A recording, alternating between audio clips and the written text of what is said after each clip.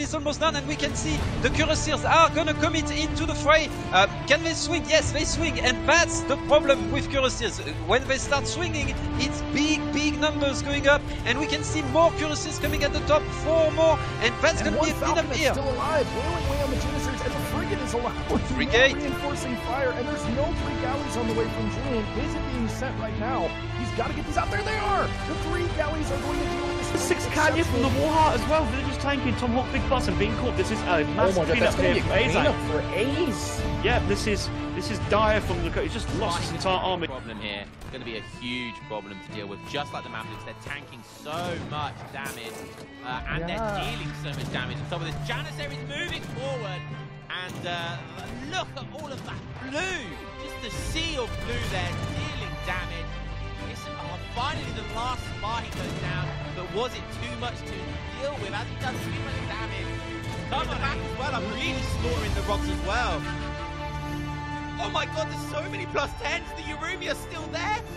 Mahouts, so many of them. They do so much area of effect, and all the They've been focused. are about to go down.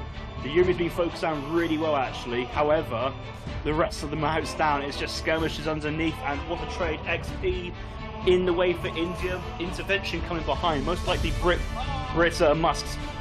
Yes. Let's go. Hey. Oh my goodness me. Clean up an aisle too.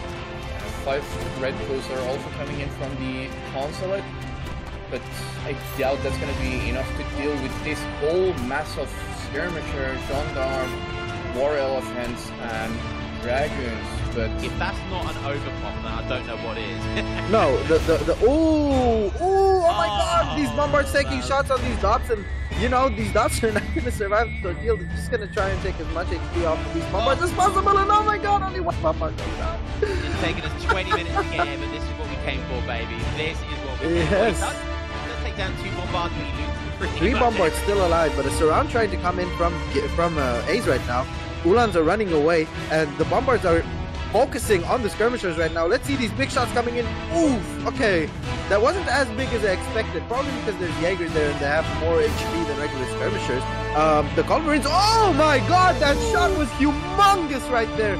And yes, is pushing out way too far here. The Expos are on the other side of the trading post, and the Axis have now snared on top with the clubs behind, and more clubs popping out of the double war huts. The Seton bows are firing heavily onto the Apache cavalry, and the bows are just getting absolutely melted here. The Ulans are trying their best. That's going to be a massacre for sure. We can see the heavy cannon starting to shoot, and it's going to be +10s everywhere. He needs to kite a little bit with both sides of there, make sure that they are not the one taking though.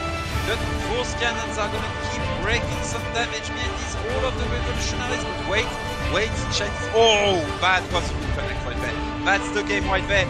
Big cannon shot. But we can see Rattan shields behind popping from that village that was placed earlier. And that's going to be 2 heavy cannons down, very likely. First heavy cannon is going to go down. Can the Rattan shield get the second one? Those fishing boats, they're going to have to go down. He needs... Whoop, broadside. All right, welcome everyone. Got our Raiders from Lionheart coming on over. Big names in chat. We've got Rosado, Ray, Shoestring, Shadow Myth, Shadow Just Proc, Big Harrison, Osama Bin Laden Team of the Year, and if you are still not the front runner for best name on Twitch, I don't know who is. And honestly, I bet he'd be pretty good in FIFA. He was 6'4" and had a really good physicality to him. But anyways, what's up, Carrie? How we doing? Big Moonshine. And we've already got the predictions and the matchups ready to go. It's Ketterboy versus Optimus in the semifinals. It's going to be a best of 7. Get your predictions up. Ketterboy is going to be queuing as the British, and Big Opti is going to be queuing up as Japan. So, interesting matchup. The first map is going to be on Unknown. Now, Unknown's a great Japan map, as we've seen throughout these games. There have been a lot of Mountain Warrior builds getting a ton of value and treasures and really accelerating their builds. At the same time, though, it's a safe hunt map for Brits, so there'll be plenty of large amounts of food for them. And that could be scary, but we'll see how that shakes up in the first game. And guys, let's not forget, we are close to 12,000 followers. Thank you for all of your support thus far throughout the tournaments and the seasons. We've really appreciated all you guys have done. We're a little bit under our sub goal here. What's up with that, guys? And already at 5 minutes, we've got 137 people in chat ready to go. So I'm excited. Got Josh here on production with me. Lion will be joining in just a moment. He is probably using the facilities, and there he is. Oh, big Honga. Is it with Honga? Oh, yes, sir. Yes, sir. That's the way that the Batmobile is ready.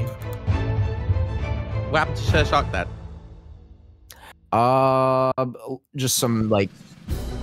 Yeah. All right, let's go into game number 1. My left or right? You're right. Oh, right, okay. Look, we're 7 minutes late. That's good for ESOC.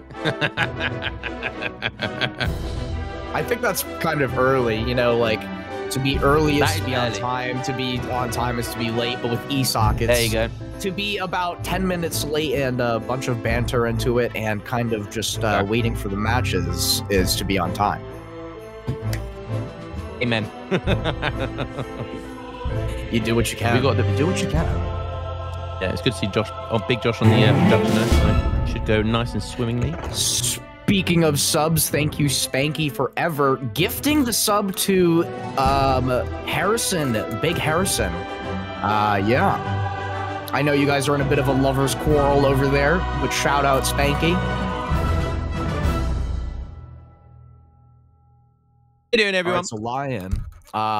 We've got Japan versus Brit here. Opti's queuing up as the Nihongo, and Caterboy is going to be, as Kanoki says, the English. By the way, that's the only way I'm going to refer to the Brits AOE now, is the English. Well said. Let's be honest, especially back in the 1700s, England was carrying the United Kingdom. They were carrying Britain, let's be honest. A proper Brexit statement. Ladies there. And gentlemen, welcome. Proper Brexit challenge. Life in the day of a true Brexit geezer. My favorite videos are like the Queen's March being played by the Royal Band, and it's just like some guy going in 2 feet, sliding up and just breaking some dude's leg, and it's like proper Brexit challenge. Banky's feeling very generous. You get a sub. You get a sub. Thank you very much, Spanky, as always. Also, Lion, can we do the DBZ thing? All right, you connect the other way.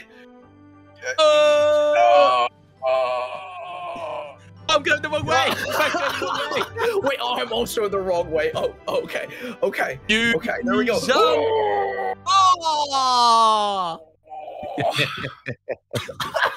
Good stuff, man. Good stuff.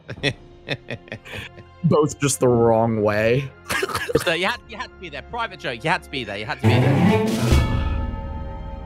Spanky again on fire with another gifted sub to Madonna. We were just doing the Go 10 and Trunks fusion there. Me and Honga. What would me and you look like, Honga, if we fused? What do you think we'd look like? We'd be handsome as fuck, wouldn't we? No, we'd probably be like overweight and short Asian man. Just both. As long as we kept your chode, then that's okay. I think it would be like, you know, the teeth of a British man, the flat face of an Asian man, the hairline of a old Irish man, and like the gut of a Korean Brit would be just kind of disgusting. Like, oh yeah, the worst. And yes. gentlemen, welcome back. Monster. Lion, why do you live in the void? Total blackness. That's because I like Yu-Gi-Oh! And I'm in the Shadow Realm right now, so. All right, let's get into it.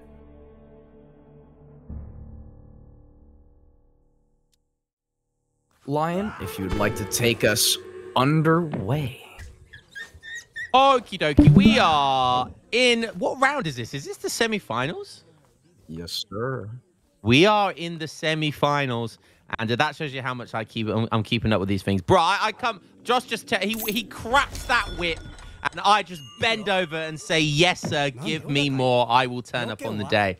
So here we are, turning up on the day. We're in the semi-finals of the ESOC only age 2 tournament, and we've got Big Curty Boy versus Optimus. Japan versus Brit. Go on, what? Wait, Lion, sorry. Do you see the starting unknown bonus? We've got a Dojo Rickshaw and 2 Century and a Minuteman for Japan. Wait, what? What does Brit spawn with? We've got to take a look. We got to take... Okay, so they both spawn with a dojo. What does... Wait a minute. So in H2... But they can't use it. That's hilarious. Wait, so Brits are going to be able to make Japanese units in H2? I'm not sure. It's either that... Yeah. It will be. Oh, it will be. Yo, it will be. I'm excited to see what that looks like. That'll be really funny if we just see like Yumis sprinkled in with like longbows. That would be insane, actually. Oh, beautiful, beautiful. But we're, like you said, we're on the map Unknown. And this is what I love about Unknown. There's just always something a little bit, you know, it's that little bit of spice that isn't usually in that meal, but you're kind of liking it, you know. And honestly, I think going forward, we should probably strongly consider having Unknown in most tournaments going forward. Ladies and gentlemen, yeah, welcome so back. Anyone who doesn't know what the Dojo Rickshaw is, so it's the dojo, it's the build, it's a very kind of, it's not very good. If we're being honest, right? It's not very good, right? But it's a building that Japan can send through shipments, where it basically gives them a dojo, which is kind of like a pseudo barracks, but it very slowly builds some. You can choose a selection. I think it's 4. Is it, Honga? I think there's a selection of 4 different types of units you can make. Yeah. Think of it as like a batch train. You know, it's basically the Summer Palace. The best way of thinking of it is it's the Summer Palace for Japan, and it can slowly make units for free. Yep. I think that's a good way of explaining it, isn't it? Yeah, I mean, that's exactly what it is. Yeah, it's just a small little summer palace, kind of looks similar to like a mini Torii Gates. Yes. And yeah, another thing that's cool about Unknown is specifically for tournament settings. I mean, you know, you could really meta map what you're going to do and be like, all right, this is the first pass of the TP, right? Like you can practice to a certain extent, but with Unknown, it's kind of hard. And we did notice that Japan, fortunately for them, like they have 3 boats. So on this map, right, we see Brett has no anti-water. He doesn't know that the Unknown starting out as a water, right? Unless he looks at water spawn. So sometimes like it can be hard because, and another thing too, is like, if you pick, need 2 decks for Unknown. But if you pick an anti-water deck, right, and say there's only 2 whales, there's 3 there, so that's decent. Looks like a decent amount of fish as well, so it could be a potentially good investment in the late game. But it's unknown. You just don't know. You just don't know. Is Japan sending 2 boats again? Or 3 boats again? Yep. Wow, okay. 2 shipments, he's ready to go. Sending both boats, and I guess from his perspective, he can probably think he can be quite greedy because maybe the dojo, maybe that's going to help him defend quite easily. And it's very difficult to. Like the problem is with the boats, right? Even when it's 3 boats, even if it's 6 boats here, I mean, it would still be worth it now. Welcome back. Do you send a whole ass Age 2 shipment just to deal with those boats? So this is always the tricky question. Like, obviously, an Age 2 shipment is worth 700 resources. Do you send a whole shipment just to take down 3 boats? However, you know, Curtis Boy doesn't actually have boats in his deck like we just saw. He doesn't have a water deck. So he's not going to be able to touch those 6 boats. Unless he puts down a dock, which, let's be honest, he's not going to do unless it's the mid to late game and he's going to want to boom himself. Those boats are very likely not going to be touched all game. So that's essentially 6 villagers that aren't going to be garrisoned, just going to be sit there, chilling, and just gathering all that juicy rares. So fantastic stuff by Optimus. Curtis Boy, by the way, did age up with like 19 villagers or something crazy like that, and he clicked age up at a very, very good time. So Curtis Boy going to be in a really strong position here. Oh, did he get 18? Wait, I swear it said 19. I swear it said 19. Did he lose a villager somehow? Surely not. No. Okay. Oh. Anyways, By the HQ way, is here. He's up before 4 minutes. Go ahead. Yeah, just gonna comment on the outpost moving forward. That's actually a really nice position there. Like that, naturally, the tree line up against the Nat TP, and the Rax is gonna go behind it. So that's a decent position for Brits here in any sort of push, especially with longbows where they could sit behind the trees, maybe like a cheeky 10 wall segment between where those moose, caribou, we'll just call them friends, the large friends of herds in the back. Yes, here comes the dojo, and I really want to see what it's going to look like for Brit. But here comes the samurai, though, and this is the thing with Japan. Oh, wow. Okay, so just getting up. Japan, you know, that's the thing. Brit getting a really solid age up time, as you mentioned, and able to get the forward infrastructure down there in time. But so for Japan, okay, so 3 Nagis, a couple of Samurai, Ashis, and Yumis. Okay. I think it's 6 Yumi, 5 Ashi. No, it's 5. Okay. 5 they must have changed it. Yeah, 5, and then probably... Okay, 3 Samurai, it makes sense, 2 Pop, and then 3 Nagis. Okay. I think, yeah, I mean, it's solid either between... I mean, early on, I like the bows. I like Yumi archers. I think that's a really safe bet. Just against Brits, because, you know, you no doubt you're going to see musketeers at some point, right? So I think that's a really safe bet. Then maybe in the later stage of the game, I'd probably like to see it used for Naginators, but early on, I definitely think Yumi archers is probably the safest bet. Yeah, I agree. Yumi's also, like, against Brit, unless Ketterboy, you know, does an insane kind of, like, different off-meta strategy and started Hussars, which you wouldn't want to do against Japan, typically. It's pretty safe to honestly just go Yumi start, because they can kite well, right? They have a decent fire animation, unlike longbows, because, you know, Brit can't start longbow. They need something in front. But in this instance, I feel like it would be a really safe bet for Yumis to just kind of do Yumi tings. Yumi tings. Well, we've got a cheeky game pause right now, and it's good to see both of these players respecting the pause. We all know who doesn't respect the pause. Teehee. And yeah, so both these guys just chilling at the moment. Let's see, what can we expect? So Optimus has just shipped the 5... there's the unpause. Optimus has just shipped the 5 shrine card. Okay, so going super greedy, by the way. Like, classic Optimus, right? This is just Optimus all over. He's gone for the boat card twice. He's gone for 5 shrine wagons, and now he's going... he's seriously going for the export card. Diplomatic intrigue. That is not something you often see with Japan at all. What on earth is going to use that for? Yeah, I think...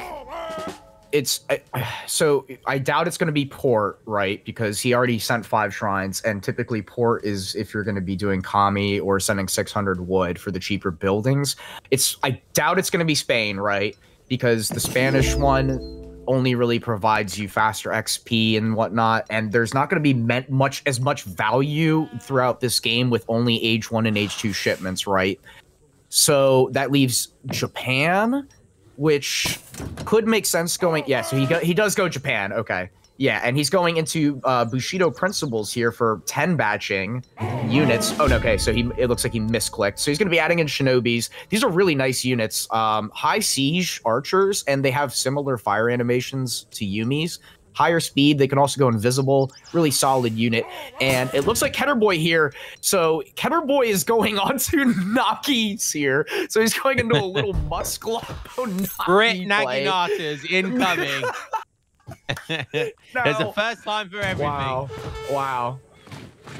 That's pretty interesting. I've seen it all here on ESOC TV. Yeah. Only on ESOC will you see this. I'm here for it, baby. Fantastic. I'm here for it. So, yeah, it looks like he's double raxing now with his 700 wood in on a decent manor pop at 7 minutes. 13 manors down. He's on 34 villagers, sending 6 musketeers. Decent amount of longbows. Timing is coming. Yeah, timing is coming, and he will be pushing when that gets here, and when the 5 batch of Musketeers. But, you know, he could wait. He's got 5 more longbows potentially coming on the way, and then he's going to have a batch of Naginatas. Maybe that is going to be the timing he wants here. One thing to know. Oh, a push coming from Opti. By the way, talking of those Shinobis, have you seen the siege animation for them?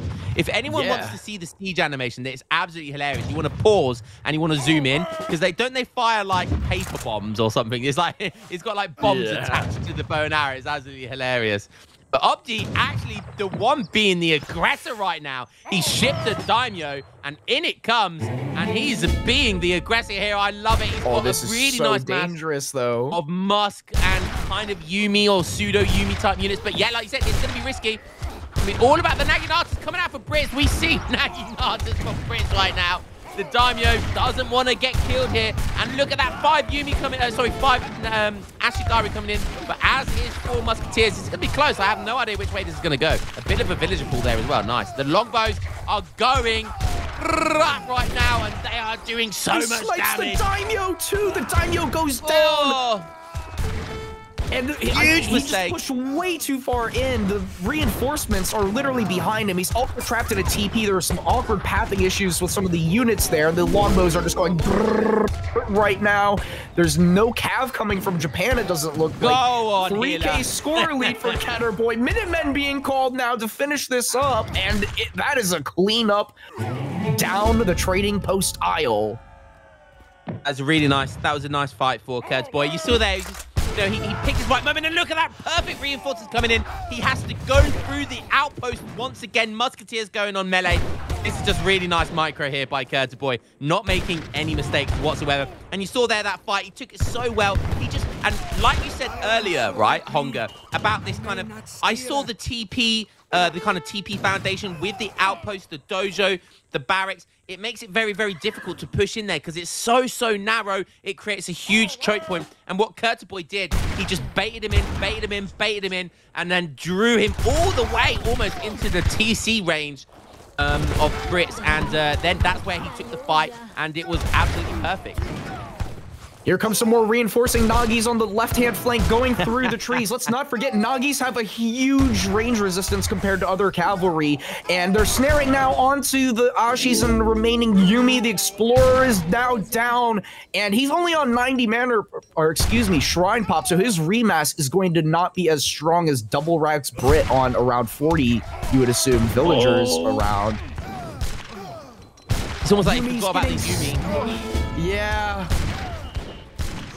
Just making Ashigarus and then kind of backing it up with the Shinobi from the Consulate and the Yumi. And yeah, I mean, it's kind of working out well, but he's not really shrine booming.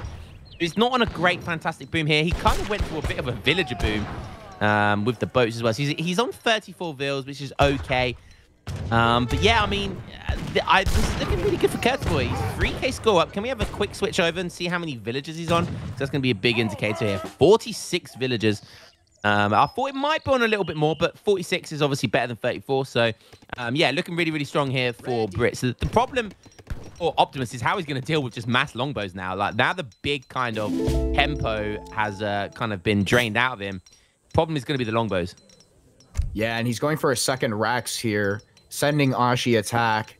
He does have a decent mass of Ashis, but, you know, the thing with Unknown here, as we see some longbows poking at the cherry orchards, yeah, it's so hard to raid Japan just because of those orchards. He doesn't have Eastern Medicine in, though. That should be something he could consider at the next coming moments. But when we looked briefly at Brit's base, look how many caribou there were back there. And those are, like, large hunts as well. So Brit now triple Raxing. And, once those Musketeer upgrades come in with the forward base here, it's going to be really hard for Opti to fight. And he's pushing in again. Nagis are coming out. One goes down, but the longbow's in a really nice position. And Caterboy's just taking fights at very optimal locations on the map. Again, fighting under outpost double racks, now cut off. And again, overextending in a place where Opti didn't need to fight. He just needed to mass and sustain, but again, getting cleaned up here. Yeah, it's just, again, baiting Optimus in. Optimus is being the aggressor here, and Brits doesn't need to. Brits can bait them in. And that's exactly what he's done twice now. And Optimus has chewed at the bit, and he's taken the bait every single time. And it's just really good, solid micro by Curtis Boy. It really is.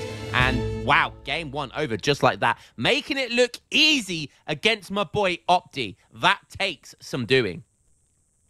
Yeah, I don't know if that was nerves or just wanting to get after game number 1 and just get a quick victory, but that was just a huge mistake. Not once, but twice. Overcommitting and pushing way past his comfort zone of where he could have been safe. And Harrison saying Japan got dojoed by Brit. And Dojo. You know, nerf Japan, obviously, because Nagi's too good. Yeah, that was a fun game. But honestly, really, really good micro by Curtis Boy. Curtis Boy is a top player, and if you guys don't know who Curtis Boy is, you know, he was very much the top player on Legacy Age of Empires 3, and he didn't really play much D. And then all of a sudden, you know, now he's obviously having to play full time on D because the Legacy game is now dead when it comes to online play. So it's good to have another pro on here, really competing against the best. And yeah, making it look easy for game 1. Just solid micro, really, really, really solid micro. Yeah, absolutely. Forgotten Empires bringing out a new beast onto the field, you know. Rest in peace, Tad, EP. But, I just want to say I've got a positive KD versus Curtis Boy on the ladder, so wait until he learns some of the DE stuff. And but no, that's I was gonna say, like, I remember seeing him coming into this tournament and watching a lot of your games, and I was like, oh yeah, Lion's beaten him a lot, so I'll be curious to see how he does. And he's done smashing so far. I mean, who haven't beaten a lot is Optimus. That guy. Yeah, I mean, Opti's just... That guy's my Achilles heel. I don't know what it is about him. I just cannot beat Optimus. I don't know what it is. I cannot beat him. He's just too good. Yeah. Just too good. I mean, they call him Optimus Prime, Opti Magic. He, you know, there's just something that he does. Nobody can explain it.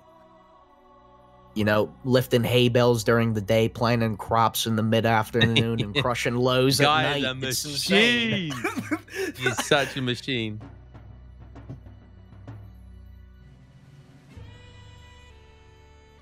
Play it. All right. Okay. So this is a classic, absolute classic.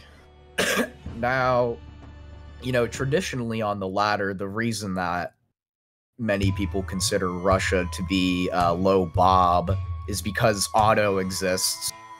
And now that they won't be able to go H3, Lion, do you think that changes the dynamic between this matchup? We've got Ketterboy as Russia and Big Opti as Auto. Yeah, I mean, but H2, not being able to go H3 means it's not a guaranteed win for Otto anymore. So, but it is still a good matchup for Otto. I said this in the last cast. I said, because we saw this matchup, it's still good for Otto. Like, Otto still win this matchup in H2. Like, they can still be the ones that are the aggressors versus Russia. But obviously, because of the early 2 Falconets, it's not a guaranteed win. And Strelec Cossack can be a problem for Otto if they let Russia get out of control. So I think we'll see Cav.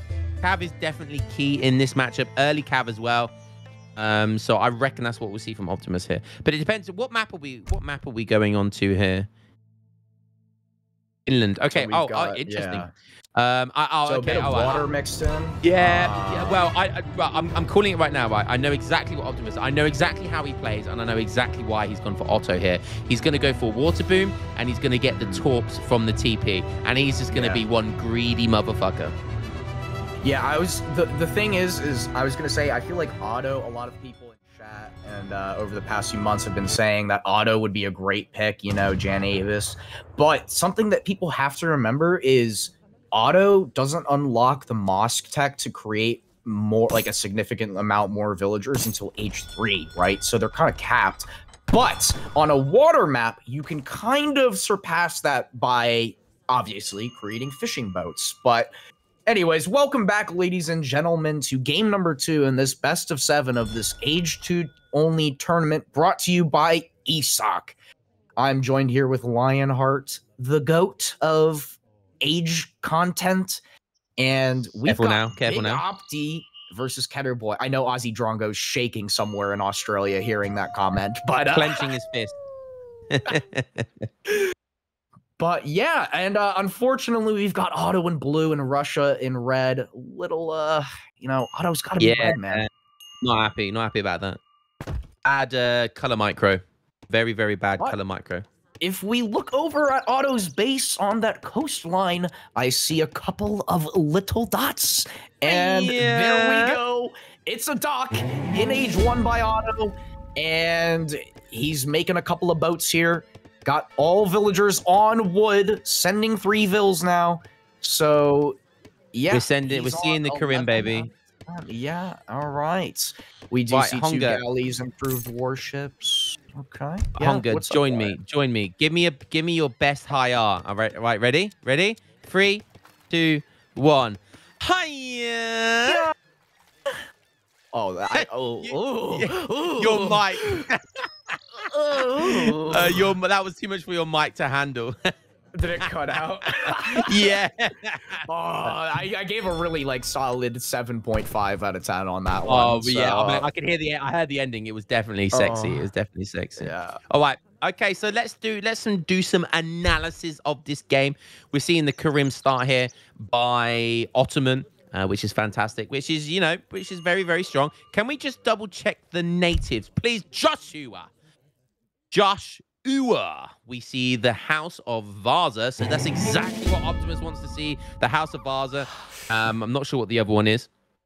It can be there's 3 different natives that can be on this map, but we are seeing House of Oldenburg and the House of Vaza. The House of Vaza is very, very important because it means that he will be able to get this Hanseatic League, I believe it is called, for about 250 food and 300 wood.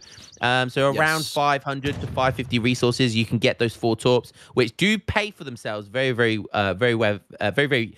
quickly, actually. And the one thing about the torp wagon, which is so nice, that people seem to forget, it gives you 40 population. You don't need so it's not just like a big dump of 500 resources. Okay, you don't have to build 4 houses. So you minus 400 resources from those torps. You're essentially getting 40 population, like 4 torps for like 100, 200 resources. Like when you think about it like that, it's really, really good value for your money. So people seem to forget that you don't actually need to make your houses. And if you've got a good build order around that, it's very, very strong. So Age Up still not in for Optimus yet. Not gonna lie, that's not good. What was his first shipment? I presume it was schooners, right? There's 3 vills, actually. He doesn't even have schooners in deck. Oh, wow. Now going capitalism. So, yeah, it's a 16 vil age up here by Otto, but I feel like he's done this the wrong way. You can easily get, I mean, just going capitalism now and now going for the quartermaster. And against Russia, this is kind of a scary... Like, he's got balls, but if we look around the map, do we see villagers coming forward from... Ketterboy? I don't see anything on the map here. Okay, we've got one. Maybe that's hurting, but... So yeah, I feel like if Ketterboy doesn't take, he might be thinking, going greedy himself or something. We don't know what his plan is, but I feel like if he doesn't punish this greed by Opti, things could get out of hand kind of quickly. And... Oh boy, yeah, this Ville is actually just hurting. So let's look at it. Can we take a look at his TC? What's going on over there? He's getting gang saw, got a market down, got a house, a lot of villagers on wood. He might be trying on your point earlier where Otto can rush, right? Like this matchup. Yeah. He might be thinking, I'm just gonna go blockhouse and base and just be safe because those he could go there's so many things that Otto could do. They're naturally get the age up faster and Opti's still not aging up at a bad time. That's like... Oh, yeah, wow. Okay. Yeah, I mean, like you said, right, because... So Ketterboy doesn't know what's going on right now. He could probably see the water boom if he wanted to scout it. And playing against Opti, you should probably know he's going to play greedy. But yeah, like you said, Russia are kind of still forced to do an in-base barracks here because if they push, they can get just rushed by like 10 Jans, 5 Delhi, Minutemen, you know, all that sort of good stuff. They can actually lose their villagers to the what do you call it, the Otto Minutemen as well. Do the Otto Minutemen still get the they still don't have a negative Malta versus villagers, right? They do have one. It's just been it's not as big as the other Minutemen for some reason. Like they nerfed it. Like they made a conscious decision to nerf it, and then like it's still really good. Yeah. Because I remember, like, back in the day, right? Back in, like, the old vanilla day, a really good way, if you scouted the forward villagers from Russia early, you could just Minutemen really early, right? If you had the resources, and you could just kill the villagers before they get the barracks up. And that was in the game, right? Till, like, all the way until, like, the first 2 years of DE, right? And that still worked. But yeah, that obviously got nerfed. But Otto, when Otto got their new Minutemen, the Bashabuziks, that was still the case, which was absolutely hilarious. So yeah, basically what we see here, Russia's still kind of forced to be defensive. He has scouted the water though. As you can see, it's very easy to scout water on this map because you can see the health bars of all the fish already on the map. So the scouting is already done for you. And we are now at 5 minutes 20 with a free caravel timing. This is going to be pretty scary right now. How's Opti going to be able to do this? Opti hasn't got anything. He has not got anything. And he, you know what? Like, I doubt Opti's going to expect this because he's probably thinking that Ketterboy's invested 250 wood into a blockhouse, right? You'd expect that. But instead, he's spent those resources on a caravel, and he's also supplementing it with a 2 caravel shipment and a dock to heal in the event that, you know, there are defenses here. But there's not. And there's, what, 6 boats here now going to be idled? That's 6 out of the 23 villagers. And now he's making a galley, but is it going to be too late? Yeah, that's, yeah, I'm not sure. Sorry, got swallowed the wrong quote there. The problem is here, he cancelled the village. There is Delhi raiding him right now. Yeah, so that's kind of nice. And Hertzboy might miss that, and he's got absolutely nothing to defend himself. The problem is, how much damage is the dock going to do before it goes down? That's always key. He's going to do a decent amount of damage, but he might as well not send the 2 galleys right now because he's going to lose. He will just flat outright lose. Unless he instantly builds a dock. That's his other alternative. He's building another dock. Okay, so that is his other option right now, to build a dock really, really quickly. The caravels have split as well. That might give the 2 galley shipment an opportunity here. He's going to go for the weak one, or is he going to go for the strong one? He's going to go for the stronger one. The dock does go up, and he used the broadside on the villagers, and now he's lost his advantage with the extra caravels. The other one has gone back to base. Wow, and is and he gets the broadside and finishes the ship, losing some Delhi, but more reinforcing Delhi, getting the Cossacks that were chasing, and the Ruskets are too far behind, and the Delhi will take this. They can fight this. He gets the Cossacks, the one still alive to keep the snare on with the Explorer. The other caravels coming back for round 3. He snipes the low HP one. Really nice attention by Ketterboy, and the water has kind of now been equalized. So not won, but not lost. Really nice getting that dock up. He did sacrifice 2 vills to get the dock up. Now a rack's really coming down for Opti. More Delhi's coming in and TC fire. And now he's got to be careful about Minutemen. They could easily come in, but losing a Vil there. Nice.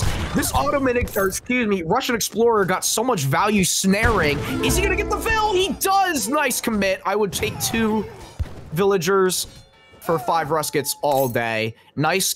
Again, very good micro by Ketterboy using his Explorer, using the snare to get more villagers and more Delis. But now what does he do? The water is kind of still safe. He didn't lose boats. He did destroy and force a shipment. But again, now neither player has like the option to age up and go for a frigate. Do you invest into going more into the water? And it looks like he is. He's getting steel traps now. He understands the importance of this. Otto, on the other hand, though, is going for improved warships, so his galleys are going to be better and will give him water superiority. He is now continuing to produce galleys to sustain his defense on the water. Yeah, smart play. I mean, he's going to have to invest heavily here, and that's exactly what he's doing. If he's to cancel Russia's water play out, then he's going to have to invest heavily. And there is a question whether that will actually even be worth it. Whilst we look at Russia, I don't think they were investing very heavily at all. So not really going to, probably just going to rely on a dock and that one caravel there. Maybe with some Janissary Delhi support as well here. And you can see they're doing some damage. Okay, Russia is investing a little bit on. So we might have, you know, these are the type of games that can go into the late game here. Honestly, this could be one of those late games. We're going to see land battles. We're going to see water battles. We're going to see a little bit of everything. Okay, nice. Blockhouse going down. That's going to be nice. Essentially putting an outpost near the water there. Oh, and in now comes the water support. He's going to have to pinch off those villagers, get a broadside attack and get out of there, in my opinion. Oh, no, that was the boats terrible broadside. Oh, and he loses the galley goes up. Oh, no, and that caravel stays alive. That is so detrimental. Minutemen coming in, though, just to back up to try and survive here. So he wins the water, but he's gonna lose the land. However, because he wins the water, yeah, Otto's going to be forced to back up here. And that 37 caravel, oh, HP, that is so heartbreaking there for Opti, especially when he's invested in an extra card for his galleys. That really hurts. Really, really hurts.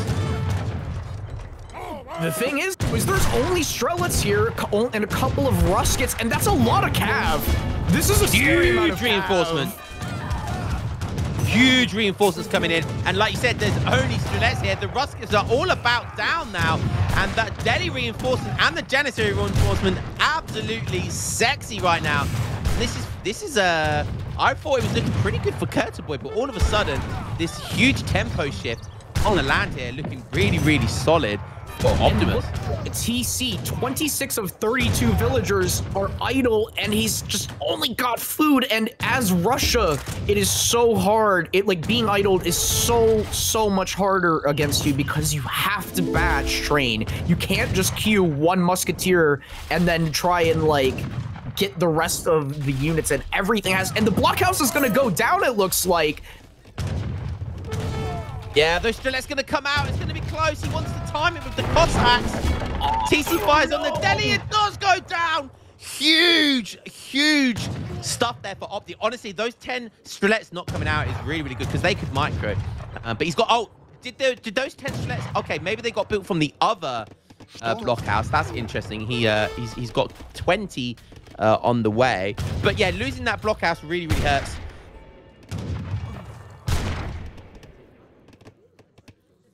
Couple of more delis and Janissaries trickling into the periphery here.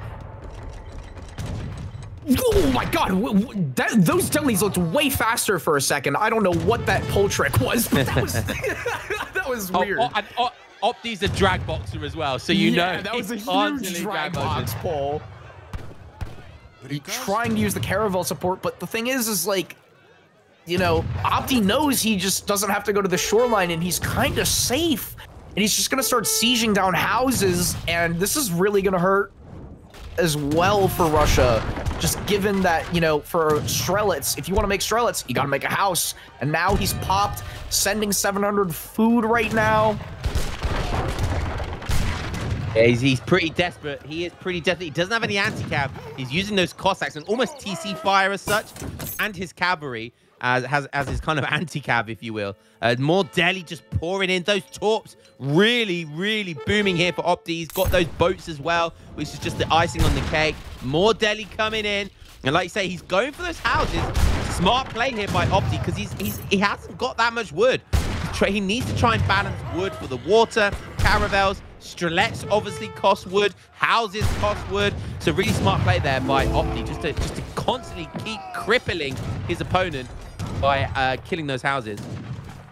Yeah, and we just saw Josh highlight over. Otto can't make more than 45 villagers, as I mentioned at the beginning. It's that tech to get the mosque upgrade, you know, locked behind an H. And it looks like all the Strelets and Delis are now making contact. The caravels are trying to reinforce the escaping villagers. The food is at the forward block here. He needs to win this position. And Ketterboy calls GG. It looks like Ketterboy had a chance there, pushing onto the water, but the Delhi's best H2 cav in the game. Extra speed, extra rate of fire attack, followed up with Janissaries, you know, just again showing why. Despite not having an eco cap, Otto's still doing very well. Not a single Abyss gun was produced this game. That is how it's done. That's integrity. That's integrity right there. Jan Delhi. And funnily enough, this is the one matchup, or you know, one of the very few matchups where I think the Grenadiers are better than Abyss guns in this matchup. Yes. Just because there's nothing can like, obviously the Strelets only have what, 14 range or something, so it's very difficult to snipe the Grenadiers. So yeah, the Grenadier 50% range resistance completely negates the 2x multiplier. So Strelets are literally doing 8 damage to Grenadiers. Like, yeah, and the reason why it's so good as well is because often when you get lots of Cossacks and your Jans are meleeing them, you know, your Abyss guns, they want to attack move, right? But you can't attack move, so they can't. They're very much limiting their ability to do damage. Whilst with Grenadiers, all you need to do is get all of them and just right-click one unit, and then 10 will die all around them. So yeah, it's definitely one of the matchups where what are the Grenadiers? They're Humbarassis. Yes. It's one of the matchups where they are better than Abyss guns. wait, are you saying that I can't just V-move with my Abyss and I have to mic whoa? Get good, scrub. Get good, scrub. All right, we've got matchup number 3 here, and Ketterboy's queuing up as Japan against Opti's Mexico. Okay. Oh, baby, Mexico. Okay, let's go. Mexico. Wait, no, sorry, what was the map? Did you say Mexico, the map? No, the Civ. Okay. What map are we on? Pomerania. Okay. Can't think of that. I think Mexico is a really good counter to Japan. You know, you've obviously got salties in H2. You've got the cheap spammable pikes that are really quick to siege down shrines. And on this map also, you know, Mexico's got access to the scaling fishing boat card. Yeah, I think this is just a good matchup for Mexico. Yes, I do think the H2, the only H2 stuff does change things. Mexico can be very aggressive. It can contain Japan very, very well. Like I said, you can just run insurgents around the map and take down shrines and stuff. So yeah, I do think it's definitely a Mexico-favored matchup. Regardless of the tiers of both of these civs, Mexico being a very strong civ and Japan generally being a bad civ. I still think on top of that, I think it's quite a bad matchup for Japan. But no revolts though. No revolts, no H3. I think that does give Japan an extra cheeky little advantage. Help them. All right, let's get into game number 3. All right, Lion, why don't you give us the introductions? Okie doke, we are on game number 3. It's currently 1-1. You know it's going to be a super tight, that's what she said, matchup between Opti and Kurtaboy. We have Optimus in blue, Mexico in the left side of the map here, going up against Kurtaboy as Japan in red on the right side of the map. Now, analyzing this match, we just discussed, you know, I think me and Honga can agree this is somewhat of a tough matchup, I think we'll call it. We'll call it a tough matchup for Japan. Mexico, very, very good at containing Japan. And this map, on top of containing, we talk about containing Japan, right? With insurgents just running around the map, sieging down shrines. Look at this map, right? Like 50% of the north side of the map is completely cut off by water. So it makes Mexico's job of containing shrines so much easier. Look at the map as well. All Mexico needs to do here is plonk an hacienda on the right side of the map, aggressive, just south a little bit. The southwest, right about there where Joshua Wright is there, and just make a load of units. Like where can Kurtaboy shrine on the map? where can he shrine on the map? He won't be able to. So that's going to be the problem. Yeah. So honestly, I don't know how Kurtzboy is going to deal with this. It's going to be really, really tough. It's going to have to involve walls. It might have to, honestly, it might have to involve some water booming, walls and Yumis. I don't see how else he's going to deal with this. It's going to be tough. Yeah, I mean, just looking at the spawn of the hunts here, like, this is atrocious. I really don't know what you can do in this situation. It's going to have to be the wall Yumi. We did see Ketterboy do that in one of his series. Oh, nice treasure snipe there by Opti, picking up 40 coin, 40 XP. But we did see earlier where Ketterboy against Aztec, you know, super aggro, another good contain civ, just for comparison. Oh, he has a shipment and he hasn't sensed it. This is, oh, Opti, pay attention, son. Oh, just coming in. That's a third of the way through his next shipment. That's huge. 2 villagers and the hacienda and the XP when it gets built. But yeah, going back to my earlier point, Ketterboy did the wall Yumi and he did it very, very well. So I think he's going to have to execute at a very high level again. Water, again, as you mentioned, is an option. We do have natives and 2 tin mines at the top of the map. First card's going to be, instead of 300 food, you know, as you mentioned, Ketterboy, he's a vanilla player. He's got 2 vills. He's got Heavenly Kami. He's got 3 boats in his deck. So none of the DE stuff coming in here. Looks like a very standard overall deck. We do see 1 trading post rickshaw. Interesting. Yeah. And we, fortunately, we have the Vaza natives on the bottom, not on the top. It does bother me when they spawn the Trabant house. What is that one? The Wetton, yes, on the bottom side, and it's like, can't even use them. I'm not gonna make because you can spawn 2 Wettin on the bottom and 1 Vaza on the top, and you're like, oh god damn it. Yeah, it's like fuck. Can't get that Hanseatic League. It'd be interesting to see if Optimus goes for the Hanseatic League again, because obviously definitely that's very very feasible for him to get here. But you can see already, like, Kurtzboy's put a couple of shrines down on the far right side of the map. That's just going to be kind of easy pickings, I think, for Optimus. But this, you know, everything we're saying here is all bent on Optimus actually playing aggressive. So if we go and have a look at his Hacienda wagon, like, where is it? Is it gone anywhere? Looks like is the middle of the map. Is that where it is? Oh, okay. Yeah. Okay.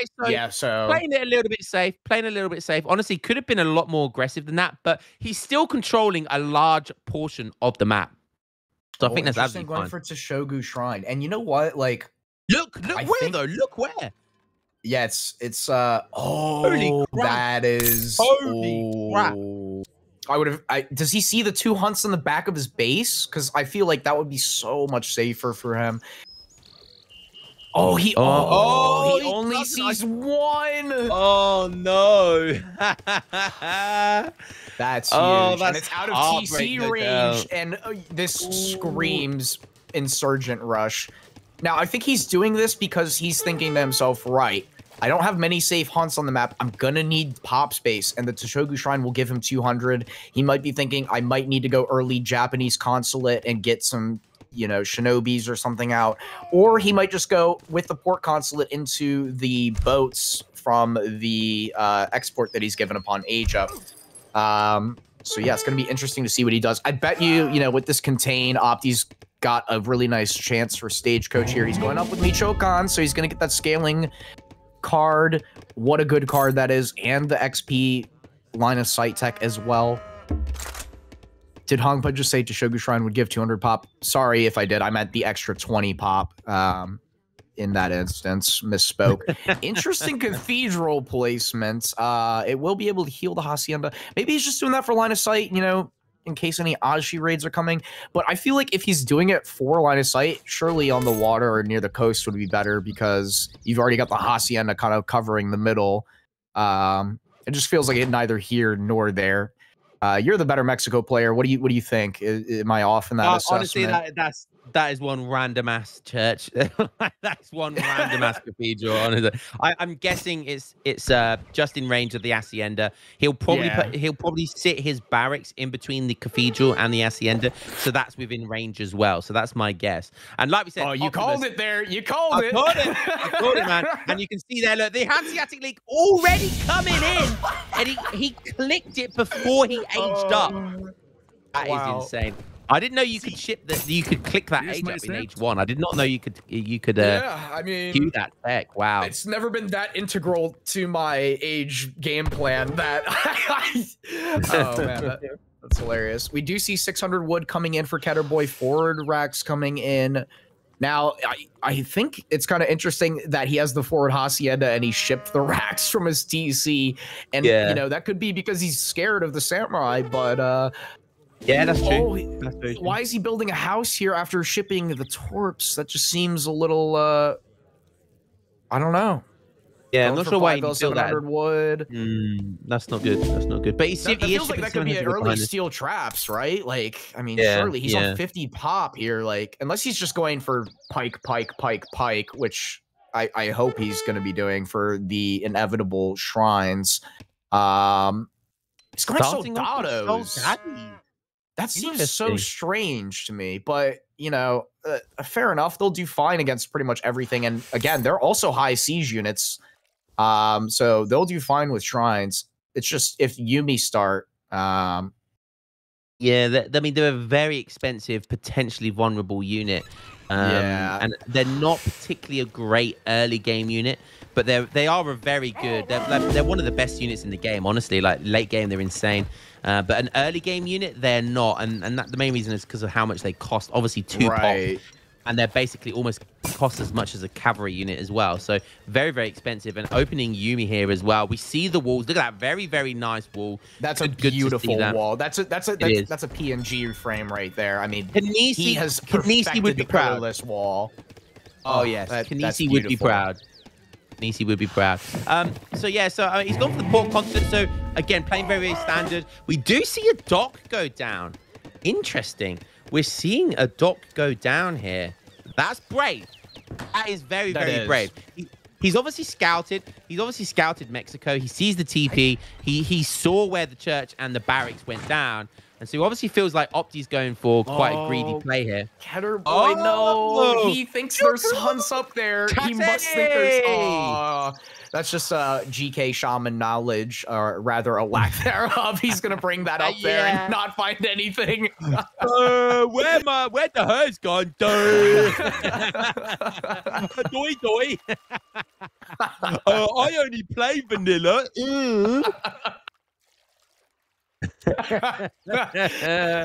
Wait, Lion, did you lose to Ketterboy in the tournament? Was that Ketterboy, or who did you play in the tournament? Reese, and I played Reese. Oh, Reese. Okay, I was gonna say, it sounds like somebody's a little salty. Well, I mean, like, has 2.2k elo on the ladder, but has a 600 elo for understanding the maps. To be fair, he gets treasures here. Which I guess is okay, but he might be looking for a cheeky weapon. Yumi's kind of brave moving forward here. I mean, he does know stable and know Chanako's index, so might as well push the agenda. You need to get out onto the map here. Shrine pop looking a little tight right now, and not where you want to be at this point in the game either. But then again, it's always dangerous walking around the hacienda. Something could pop out.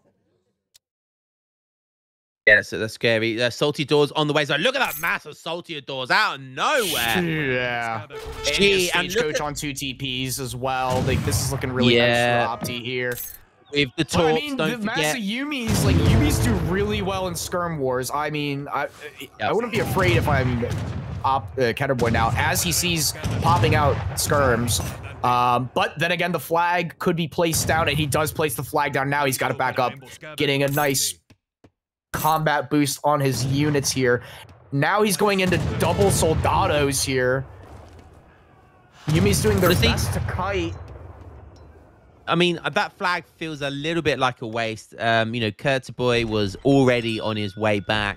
Honestly, Yeah. I would use my flag, and I'd plant it on my barracks just to get the production speed bonus from them, rather than just kind of waste a flag out in the open. There, definitely be worth putting it right next to 2 barracks. Would be absolutely insane, like for your production on them. But, yeah. Don't soldados produce slower too, or am I mistaken? I feel like they do. Don't actually know. I might be talking out. Okay, no, they do. Okay, yeah. So we see a nice Ashi raid coming up here. Just walking along, getting Yumi upgrades now. Classic. His cards. Classic Ashi raid. Classic Ashi raid. Classic 2007 5 Ashi raid round the base while the Yumi do the pushing. Yumi attack coming in. So Yumi are on steroids right now. However, the Opti greed here has been so insane. I absolutely love it. And Opti, you know, not being a crazy rush player, but those soldados have some mean-ass siege. And if Optimus gets in a good position here, map control that he got from the very start of the game with that Hacienda is going to really come up trump here, top, because now he's on the push. This is where the containing starts to happen. And you can see it's almost like Kurtaboy, he deliberately hasn't built that many shrines because he hasn't want to gone for a crazy boom, because he knows that he'll be in a really bad position on this map. So I think almost just like the map and the threat of insurgents sieging everything down has kind of contained himself.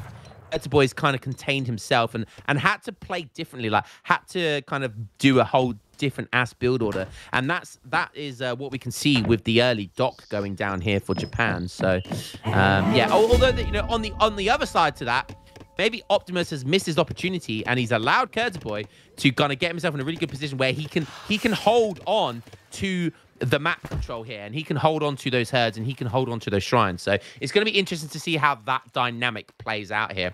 And look at that. How much does that get? All right, I'm not going to lie. That is 10 out of 10 for the meme. 10 out of 10 for the meme. Oh, looks like the push is coming, though. We have Chinakos now for the snare. That's a lot of Yumi, though. And honestly, I think, as you mentioned, has Kurtaboy survived long enough for his timing to work?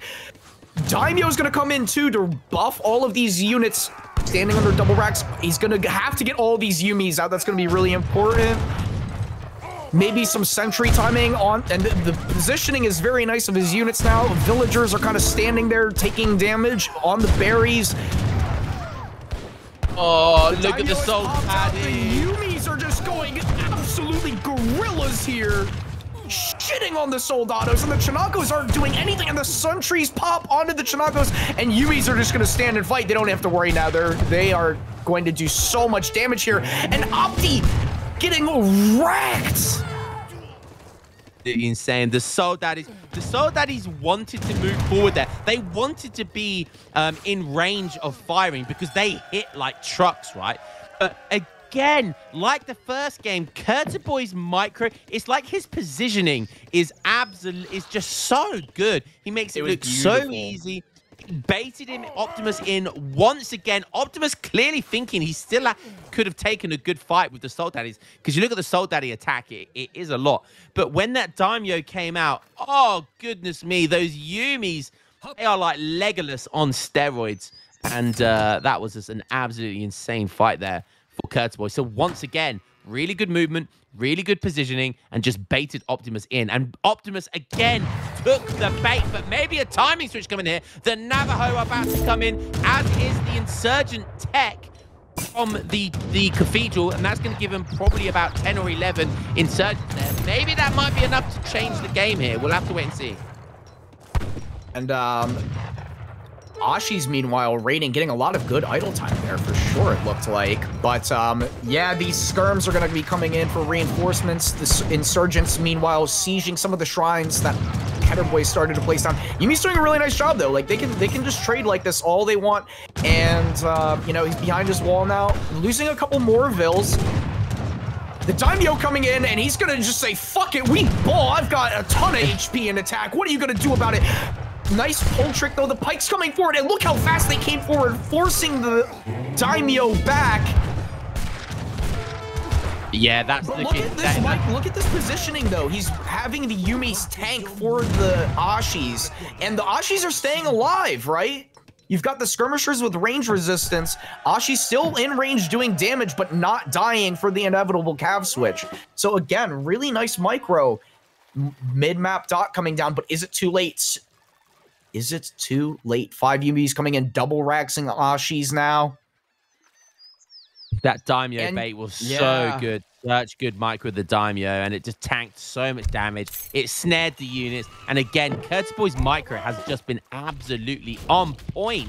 Like, absolutely beautiful. Perfect micro. Really has. The Navajo are good, right? The Navajo are good.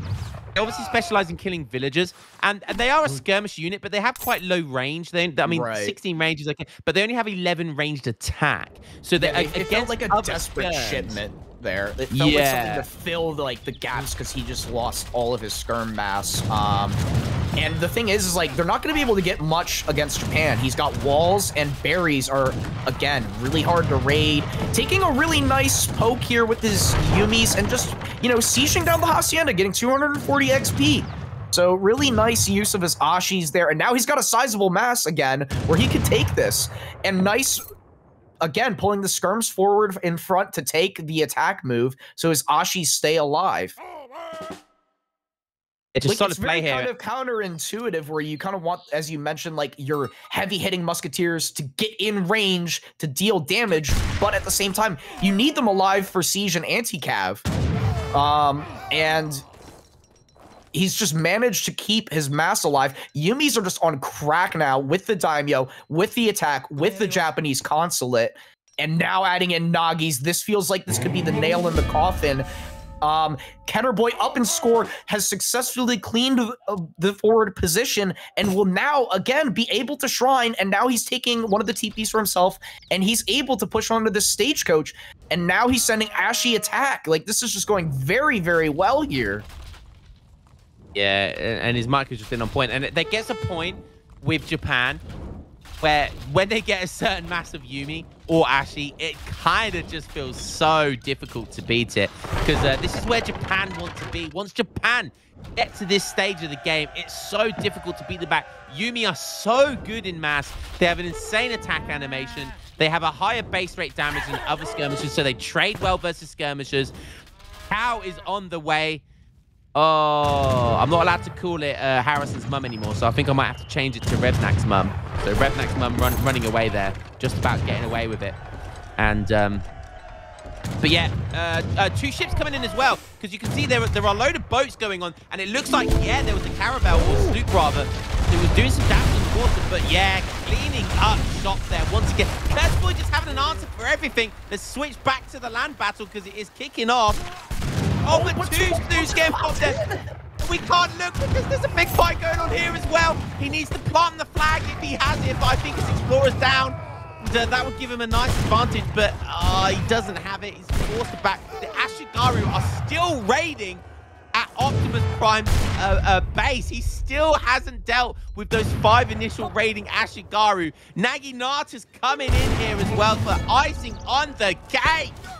And that's the cherry on the bun, the icing on the cake, and that will surely be GG right there. Or maybe not, because look at the score. Somehow, Optimus temporarily there, looking like he might be able to keep up in score, but I don't think so. I think that is still surely GG. Yeah, and I mean, Ashis are the best pursuing musketeer with the 4.5 movement speed. They'll just be able to chase down the, high movement speed skirmishers still. And, yeah, look, he's on berries. He's trying to shoot those final musketeers with the blunderbuss from the villagers. And he's in hot pursuit. He's now taking down the water from Opti. Oh, no, actually, he did lose the water, it looks like. So, nice response here. Now having to send cherry orchards. Look at the food. Now, this is the point where it's kind of the early transition for Japan. He's gonna need those cherry orchards to come in time, but he is taking stagecoach. Opti getting very bold now, that's a huge amount of villagers on the coin mine there. And the TP line is swinging in favor of Ketterboy now. Yeah, You're right, and it's even if he dominates the water here, like how does he deal with the stuff on land? I just don't understand how he deals with that mass of Yumi. Like the only like Skirms clearly just won't cut it, right? We've both seen that they don't trade well versus Yumis. Yumis are so good versus other skirmishers. For anyone who doesn't know, Yumis only have I think it's like a 1.5 or something multiplier versus heavy infantry.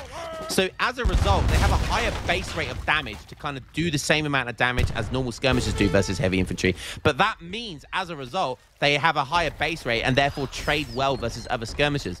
So they're kind of a really insanely good unit because you would take that trade all day. And so skirmishers aren't going to cut it. They're not going to cut the mustard here. So honestly, Cav is his only option. If it was a normal game, you would likely see revolts. You would likely see that Central America revolt or whatever and see those falconets come out. But because he doesn't, honestly, I can only see Cav being the viable option for him here.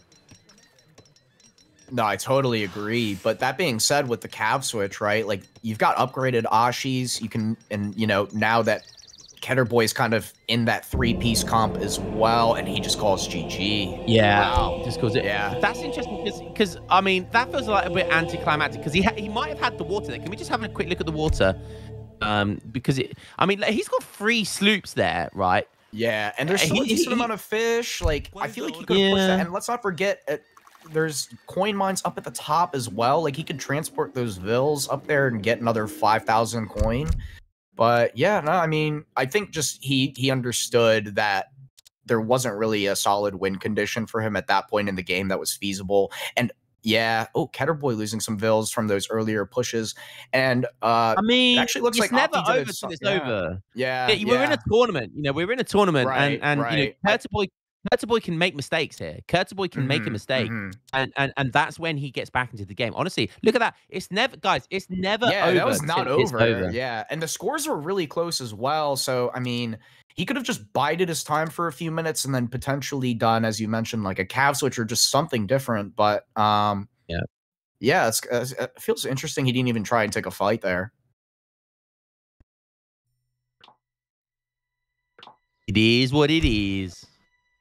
That might tell you a bit about his mindset in this tournament as well. Like, you know, he might have just felt defeated when in actuality it wasn't really truly well and done.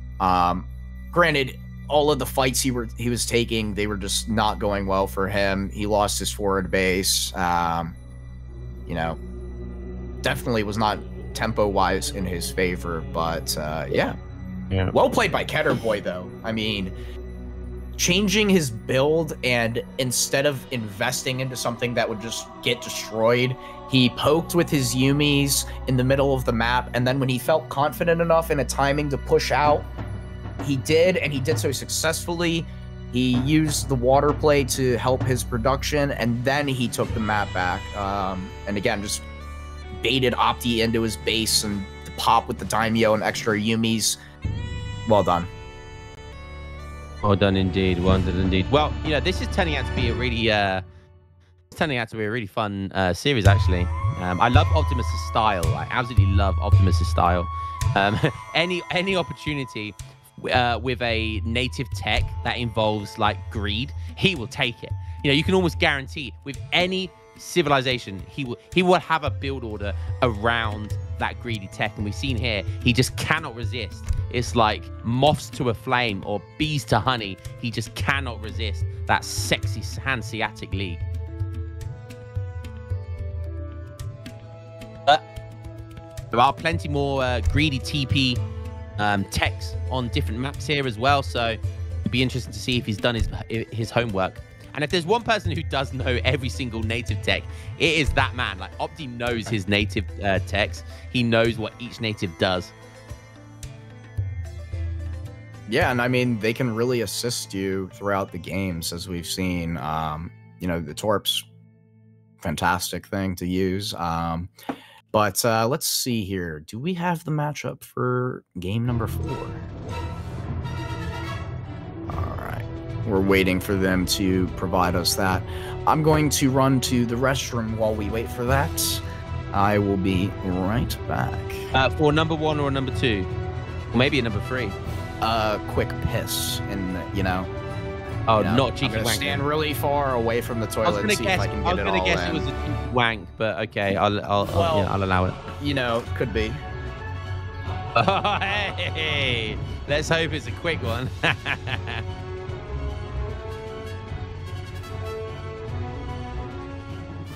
Cool.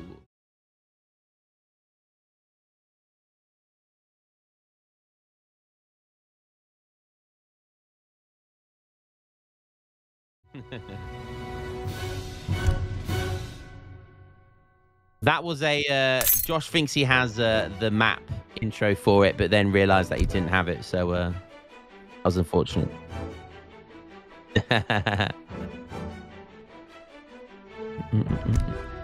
Restroom. Oh, I'll allow that. Restroom is polite for WC toilet or shitter. Okay, why is that not allowing me to post that? Held a message. I'm a mod. You shall allow me to allow it.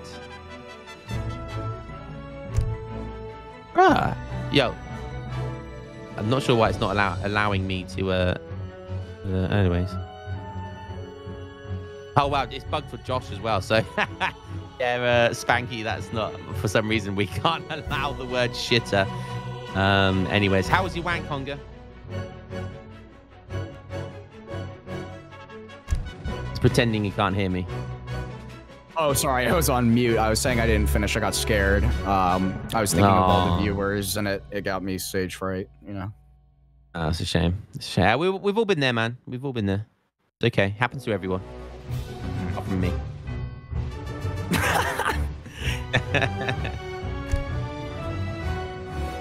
All right. Looks like we've got ourselves an India mirror. All right. So, wow, this is going to be a fun Gurkha Zam play.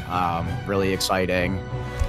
It's going to start 10C boys, and then it's go into... Yeah, do you want to wake me up when this is done? You can wake me up when this is done, Hunger. Yeah.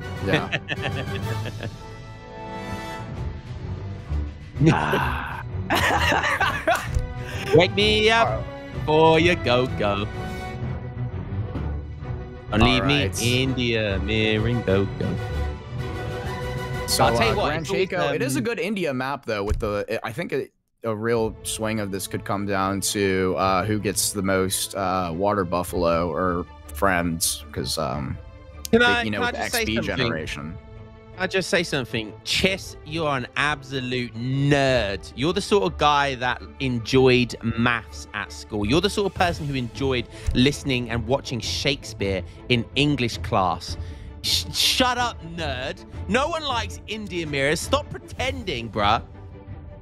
We're almost as bad as Brit mirrors. However, okay, hold on. I am going to say it. I was going to say, I actually enjoy Brit mirrors. I do. Oh, bro. I do. Do you know what? I do. Brit mirrors are fun when they rush each other. And I tell you what, India mirrors can be fun, but they have to do different build orders. If they both go for the Agra Fort, it's like, oh dear God. But if one of them does like, the Carni Mata 1010 and someone else does a Agra Fort 1010, then it gets interesting. Yeah, I mean, we'll see what each player does, but welcome back to game number 4 of this ESOC Age 2 only tournament. It's currently on the score line. We've got Ketterboy up 2-1. In the north, in the color blue, we've got Big Optimus Prime, Opti Magic, Opti the Farmer, the Low Slayer. Chad. He's jacked. Giga Chad. His opponent today, in the color red on the south side of the map, Grand Chaco, we've got Ketterboy. It's quite an exciting India mirror, I've got to say. But, so both players immediately going out to the ponds. Looks like Opti is going to find a couple Ketterboys. Also, both of the elephants are racing at the top to try and get those llamas. Get that juicy XP generation. Looks like Opti's picked up 2. Ketterboy also, okay, so he has 4. Very nice, very nice. Josh catching all the hot llama action on the map. Ooh, yes, baby. I've never seen Revnak's mum look so sexy. Okay, but llamas are actually like really cool. Like they're not fat. They're not ugly. They're not annoying. I mean, well, but brother, have you seen a llama? Did you just say a llamas aren't ugly? Yes, I love llamas, bro. Get the fuck up, bro. My pet cat has actually no apology. It's an alpaca. Llamas are ugly. Alpacas are cool. I take that back. I get them confused all the time. So you're right. You're right. Fair commentary. Fair commentary. Yeah. Oh, yeah, bro. Come on. I mean, yeah.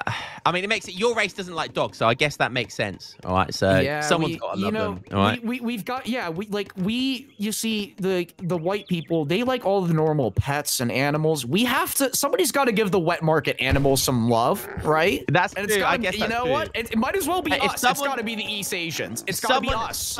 Yeah, that's true. If someone has to love Revnak's mum, it has to be the East Asians. All right. So I guess there's that. Anyways, can we do a quick round check? I know Josh was just looking. Can we just have a quick check at how many they got? Did they get an even amount each? Okay, so they both got 4. So boring. Yeah. You know, both are going to be happy with that. You know, they both went for the ponds early on. They both have done their. It's good to see. It's good to know. I mean, Optimus is going to know this map like the back of his hand, but it's good to know that Kurt's boy as well has done his research. Was this a legacy map? Was this a legacy map on tab? Yes. It was. Yes. Okay. Wait, it wasn't? ESOC map. I thought this was made by Garja. I'm tripping. I don't know. Okay. I see. Okay. All right. Well, let's have a look at the decks. I imagine they're going to be quite similar. I love how he's got the faster Wonder card. But he can only build one Wonder. No, you don't understand. It's also Wonder hit points. Very important. For the aggro, yeah, for the aggro. Yeah. You gotta get the advanced Wonder hit points. Who doesn't like 50% hit points, man? I mean, yeah, why not? You know, why not? My outpost needs more HP. You don't understand. Very different decks, though. Look at that. So now we're on Optimus. He decided to get advanced. Is that why advanced the market? fuck do you have Fish Market in your deck? Opti, like, come on, bro. Edit the deck before you go into the game. For fuck's sake, dude. He has the Bazaar. He has the Bazaar as well, which is the advanced market version for India, which is kind of cool. See there, the Bazaar. Yeah. I actually Both of them have the Tiger. Yeah. That's actually not a bad. That is I feel like that's good. Yeah. Yeah, in this scenario, in this type of tournament, that's actually quite good because you know you're gonna use all your Age 2 cards first, of course, right? And you're gonna use your Eco cards after. But like, if you've got nothing else to send, that's actually not bad to send because if you're like Max Pop, then I can just make a load of extra Cougars as well. Pun intended. I'm not gonna do the joke, but yeah. So you know, it's pretty good. And can we just see what that's an aggro fort coming down from Kurtaboy, right? So we're seeing an aggro fort coming down from Kurtaboy. Oh, a little bit of treasure contestant. Who's going to pick it up? It looks like blue. I think Optimus has just about pinched 100 XP. Is going to be happy with that. That is big. That is big. In a mirror match on a no TP map, 100 XP is a fantastic treasure to be picking up. It is.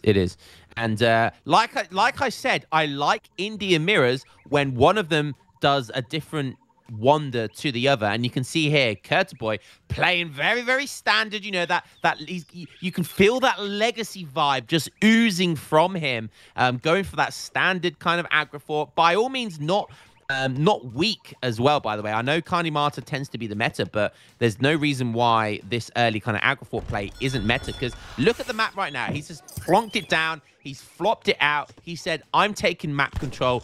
Do something about it. Now, if we go have a quick gander over at Opti, I presume he's gone for the Kani Marta. It looks like they both sent the same shipment. Yes, it is. It's not a 10-10. Neither side's going for any crazy stuff at the moment. 10-10. Optimus, this is how he likes to play. Going for that greed right now. But not having the aggro fort could pose a problem here. It's gonna be interesting to see how this is going to play out. He's going to need to get an early barracks down. He's going for diplomatic inting super early. Is that a barracks or is that a consulate? Wow. Wow. That's a huge, and he saw the aggro fort. There's no reason to be doing this. Like, wait, I don't understand this. Maybe early brick consulate? And maybe go for the no. Surely it'll just be the otter consulate, right? He'll go for the otter consulate. He obviously wants the villagers early, right? He wants to get the village tech early. He wants to play greedy. But he's going to need to do something to hold on. He's going to need a barracks. He's going to need some Gurkha early. Yeah, we did see he placed down a barracks. So he did macro very well to get the consulate and the barracks on H2. Getting market techs, civil servants coming in. And yeah, 2 Sepoys going to be walking forward. Oh, you don't see this every day. 4 sowers, card number 1 with baby. Gurkhas. Okay. Now I'm gonna say it now. If he doesn't do decent damage right now, he will lose the game. This is quite because think about it, right? Not only is the 300 export gonna be a villager, he's also going probably, as we mentioned, for the 4 veils. So he'll be up 5 veils. And is he gonna get the full batch? What if he gets the Azaps though? The Azaps could be big brain here. They could be really good here. I mean, even the delis would just clean, right? Because they sowers are really bad versus other cows. Oh yeah, the delis, of course. Yeah. Now going for foreign logging. So no 700 wood, 550, and the sowers are now just coming into the base. Only 3 Gurkhas though from Opti. Oh, he's gonna be forced to get that sentry pop ASAP. Yeah. Gurkhas are coming back, but he's kind of just sacrificing those sowers. That was I don't know why he did that. He's almost just lost 2 for free there. Yeah. But 4 Gurkhas coming in, but they're gonna be prone to just TC fire is gonna do work here. And the heroes coming back in. Yeah, that's as really you nice. mentioned, the AZAPs are in queue, and yeah, I mean, this just surely there's, and he's gonna lose everything. 4 struggles here. Minutemen are getting so much value here as well. They did the trick, and honestly, that was a huge mistake. It certainly isn't over, but that was a huge mistake by Curtis. But honestly, I think it is over though, because if you think about it, right, later in the game, you now do not have the scary cav switch. Opti knows that the 4 sower 3 deli timing will not be as strong, and now he's also up in eco, and he's got Carney eco. Not only does he have more vills, he's on Carney eco, and when his cav switch comes in, it's going to be a lot scarier because he'll have 7 versus only 3, right?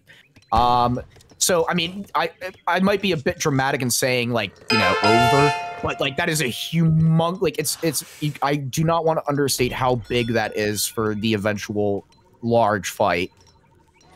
Yeah, the issue is Optimus will have to push out of his base at some point, and then he's got to push into an Agrofor. So that could be where the game changes here. Big Testo, Big Bernie, as I like to call him, Testo Bernie coming in with the huge raid. Thank you very much, Bernie. Hope you had a good stream, my man. Big score deficit already. Yeah, and I mean that could be because of the. Opti's got a decent Gurkha mass here, and it also could be because of the villager differential really early on. I love how it was a villager really awkwardly mining there behind the house. It was just so easily able to be taken down there, but somehow Curtis Boy missed it. You can see that villager on that gold mine right there, but just completely being missed there by Curtis Boy. Yeah, nice marketplace. He has, as you mentioned, for the map control and the eventual push that will have to come. It does look like he has a couple of nice hunts behind his base and a coin mine. But at a certain point, if the players continue trading like this, and this is what nice stomp there. Double kill. Yeah, the double kill as well. Yeah. Really nice micro. Really nice micro. You could see him methodically plan that as well, and he chased after the 2 weak ones. Just great micro there by Opti. It looks like Opti's the one that's doing the fantastic micro this game, and his Curtis Boy is the one that's diving in and taking the bait, and the position has all been on Optimus's side here. So a little bit of a reversal of the kind of games that we've seen so far. And yeah, this is just looking such a dominant game here from Optimus, and one basic mistake at the beginning of this game. Curtis Boy, he went for it. He went for that Gurkha Soa mix, thinking Opti, well, hoping Opti wouldn't have made much, but just underestimating the sentry, the Minutemen pops, and honestly, it's put himself at such a huge disadvantage this game. This is going to be a really tough match to crawl back into and winning positions with. And another thing, too, to note in that little skirmish there, you know, Ketterboy was going on to the stagger mode to try and avoid the stomp. But in doing so, his formation was so wide that he got stuck on the trees, allowing the Opti's Gurkhas to deal even more damage. So a bit unfortunate there. But we do see now Zambarak's coming in from Opti, and he's sending the solar shipment. Yep, here we go. Classic India start, and they're both going into Gurkha's Zambarak. I love to see it. You know, it's just so unpredictable. I could have never guessed that this is what it would come down to. Ketterboy, though, he is now getting the auto consulate. So he'll be getting some of the unit shipments and texts from there. He does have 300 export. Let's see what he decides to use it for. I'm assuming he's going to go for the Cav. It looks like he's saving right there. This is where, you know, we've all been here before, right? When the classic kind of push into the Agra Fort, and you want to take the Agra Fort down, and then you just units just constantly get shipped or produced from there. And this is where potentially Ketterboy can change the game around. He needs to force the choke points here. He's trying to bait Opti in, and Opti once again is taking the bait, but obviously thinks he might have enough. Look at the spread of his units, nowhere near as effective as the Crescent Moon that Ketterboy has on his skirmishers, maximizing that damage. Punching together means the Agra Fort does more damage. Now it's go time. The Cav coming from the stable. Is this going to be enough though? The hero's tanking so much damage here. And not really microing the Zambaraks onto the Sowars from Ketterboy. They're still alive in there, and the Agra Fort is doing huge amounts of damage, and the skirmisher mass is now in favor of Ketterboy. Has Opti overcommitted again? No, it doesn't look like it. All the Cav is going down for ultimate. The Sowars and the remaining ASAPs and Gurkhas are going to be shooting down on the Ketterboy skirmishers. Is this the game? He's now shipping 5 sepoys as a response, making some more Zambaraks and Gurkhas from the Agra Fort. But now it looks like it's just Zambarak the Gurkhas. More Cav coming in! More Cav coming in! Just when it was potentially looking over for Optimus, he brings himself back into the game, and so is coming in. But sepoys at the right time as well! Oh, the switcheroony! He's gonna get more Zambaraks. They're gonna clean up, but they're gonna be on top of the ASAP though! I'm clenching my butthole so hard right now! I don't know which way this is gonna go! This is just, and like the reinforcements from the stable and the Agra Fort is constantly smacking units here, doing insane amounts of damage over time, and has Optimus had to finally back up there. Wow, what a skirmish that was. That was an insane... Oh, here comes the Tiger Claws from Ketterboy. The thing is, though, is these are kind of for a pop, you know? And he might have been hoping that Opti would stay a little bit longer for those. Yeah. But, oh, man, like... That was a crazy fight. Now sending in the Delhi Cav to kind of get into this mix as well. The thing is, though, is that Opti's going to be making more Zambaraks. We do see 37 villagers for Ketterboy. Can we take a look at Opti's villager count real quick? He's on 42, okay. And now he's sending delis to match.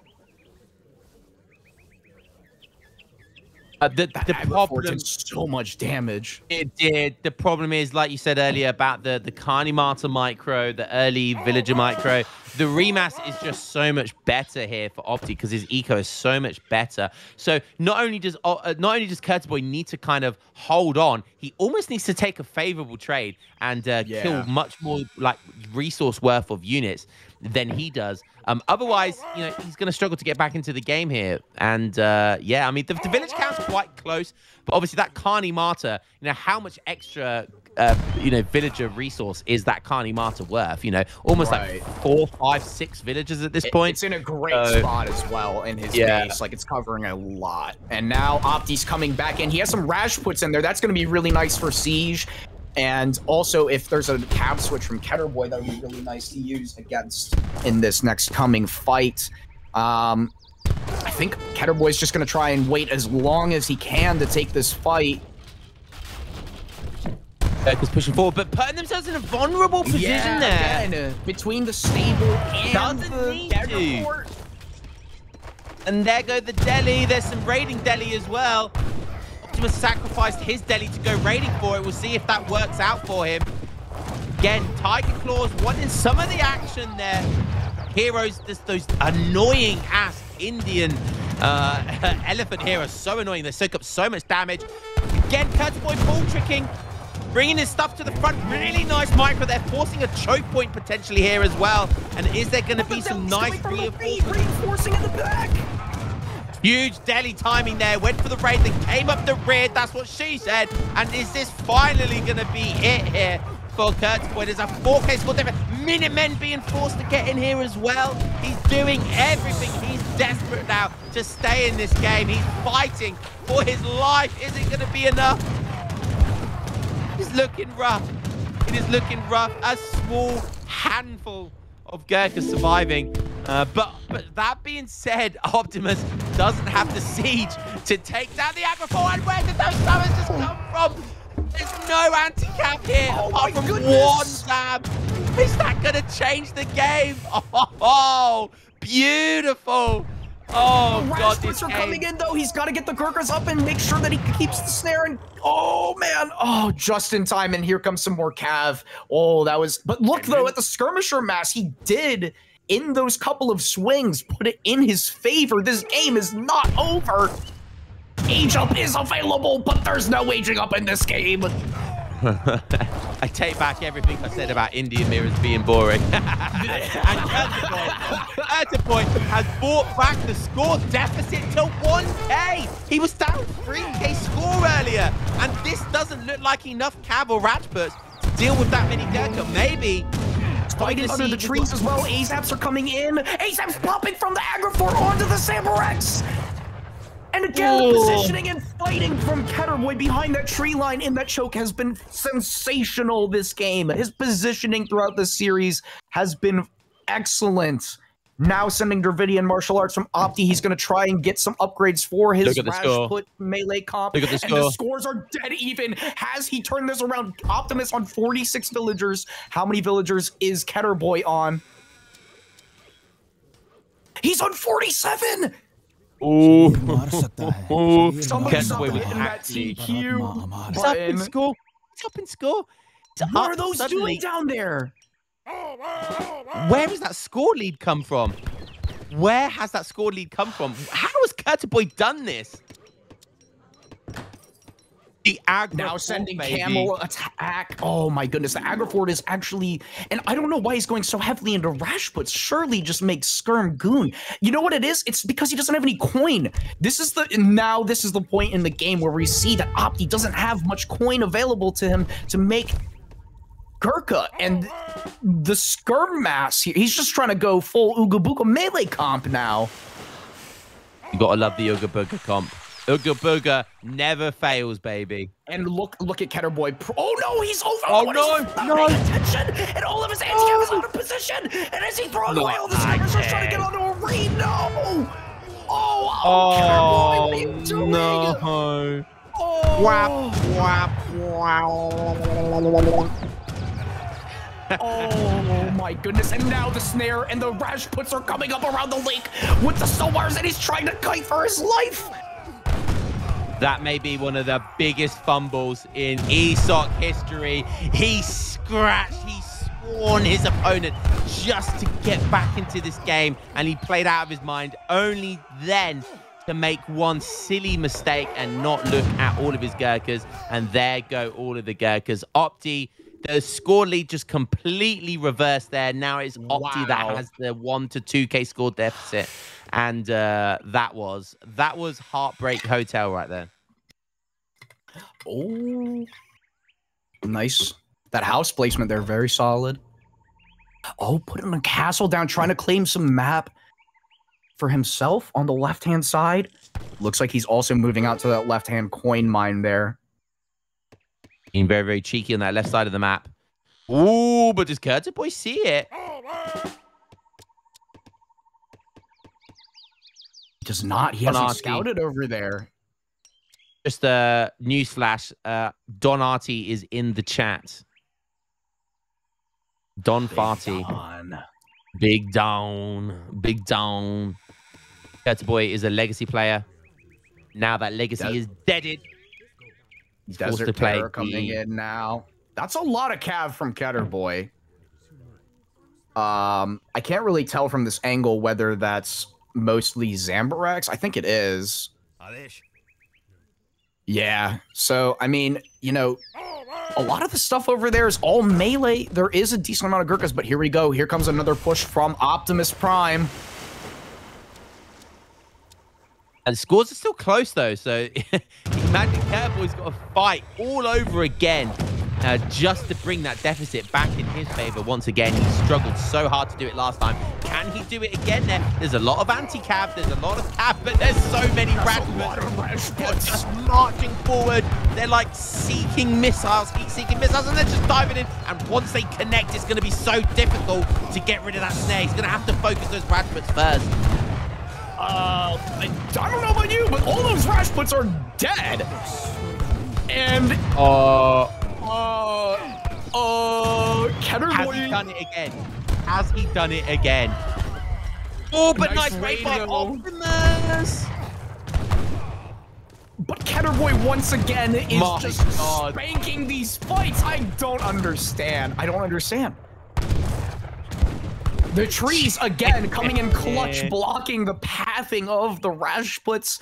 And he's gonna catch all these LAs, find the side castle and the villagers. Wow. Huge response. And Catterboy taking the score lead again. How does he keep doing this? Right, for the love of God, don't not look at your units for more than 2 seconds, for the love of God. What a turnaround once again for Curtaboy. He gifted Optimus the game there, but once again, Honga, the Agrafort has just proven to be king here.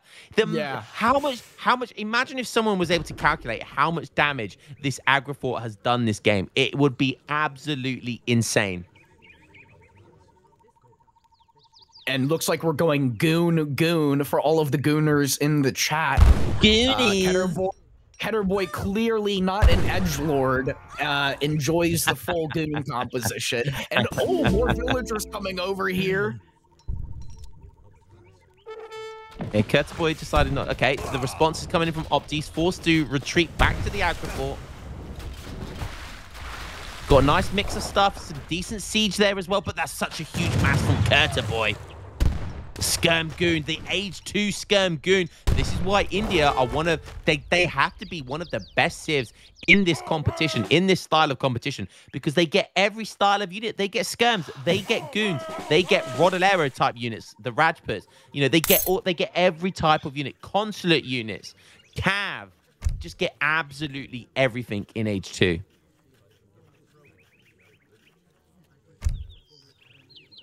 Opti does not have Desert Terror in. That would give him the increase of the multipliers against heavy cavalry and infantry for Sowers and Zambrax, respectively. That could be potentially useful. Catterboy has both his camel upgrades in, and he's just going full cav right now. I mean, his boy. He saw them.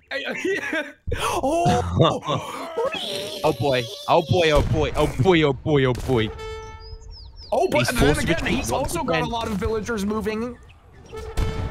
Yeah, nice response there by Opti. Really nice response by Opti. He's diving in. He's protecting those villagers over there. It might mean he loses the cab, though. Raids going in left, right, and center.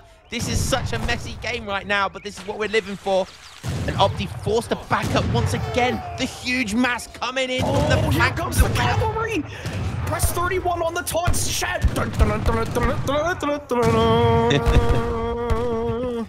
In they go. They're snaring all the units. Oh my God. Is he going to commit? Way forward, and he's got the snare now. Oh, the dead. Everything's falling in now. more Gurkhas coming in for Opti. Maybe that might be enough here, but look at that swarm. Look at that swarm of those Zambarak just forcing the Gurkha to be in melee there. Absolutely beautiful stuff. That is brilliant. Just plopping right on top of them. Like, you're not going anywhere. You're going to melee me, and I'm just going to let all of my heavy hitters in the clean up. Ketterboy taking a 4K score lead. He's on Opti's minds, and he calls GG. What an insane game. That has to be a contender for the best game of the entire tournament. I mean, how do you top that? Wow.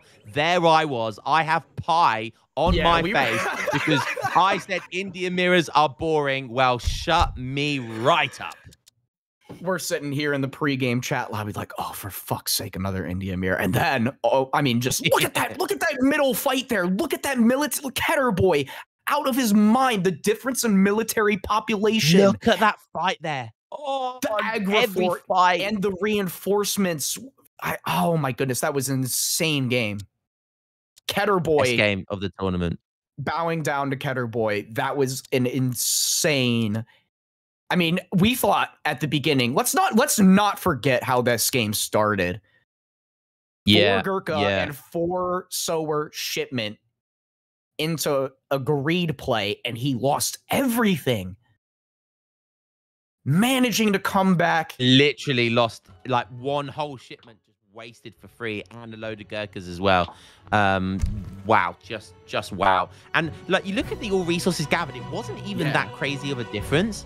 You know, really makes you wonder, doesn't it, about the whole Agrafor / Carney Marta business. Well, so I think the reason for that is because after he went, he being Optimus went for 300 export. He didn't go for, you know, wood or the wood trickles.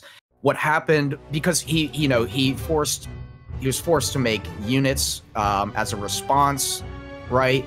And Ketterboy behind the 4 Sowers went for and logging 700 wood and a very late 300 export. So he kind of jump-started his infrastructure and his economy despite going aggressive with his first shipment. But wow, what an absolute display of positioning there. Again, fighting behind the tree line so that the Zambaraks, or excuse me, the Rajputs and Gurkha Sowers couldn't connect onto his units, but he could stand and fire in that nice concave. Really, really nice play. Yeah. Well, there you go. India Mirror, game of the tournament. Great stuff there by Ketterboy and Optimus. And who would have thought that Ketterboy would be 3-1 up against Optimus? Because Optimus is honestly like such... Like, even for the top boys, like, Optimus is weird. Like, he has a weird style, even amongst, like, the top players. Yeah, he's, to be 3-1 up against him is, pretty insane. Very impressive. Shout out Spanky for the extra gifted sub to Laz. Again, ladies and gentlemen, we've got 266 viewers in the chat. All of your subs will go to the next tournament's funds, and obviously drawing more players, the more money there is. We're getting close to our follower count as well, so if you're watching and not following, what are you doing? Drop that heart next to the Twitch notifications. Do it.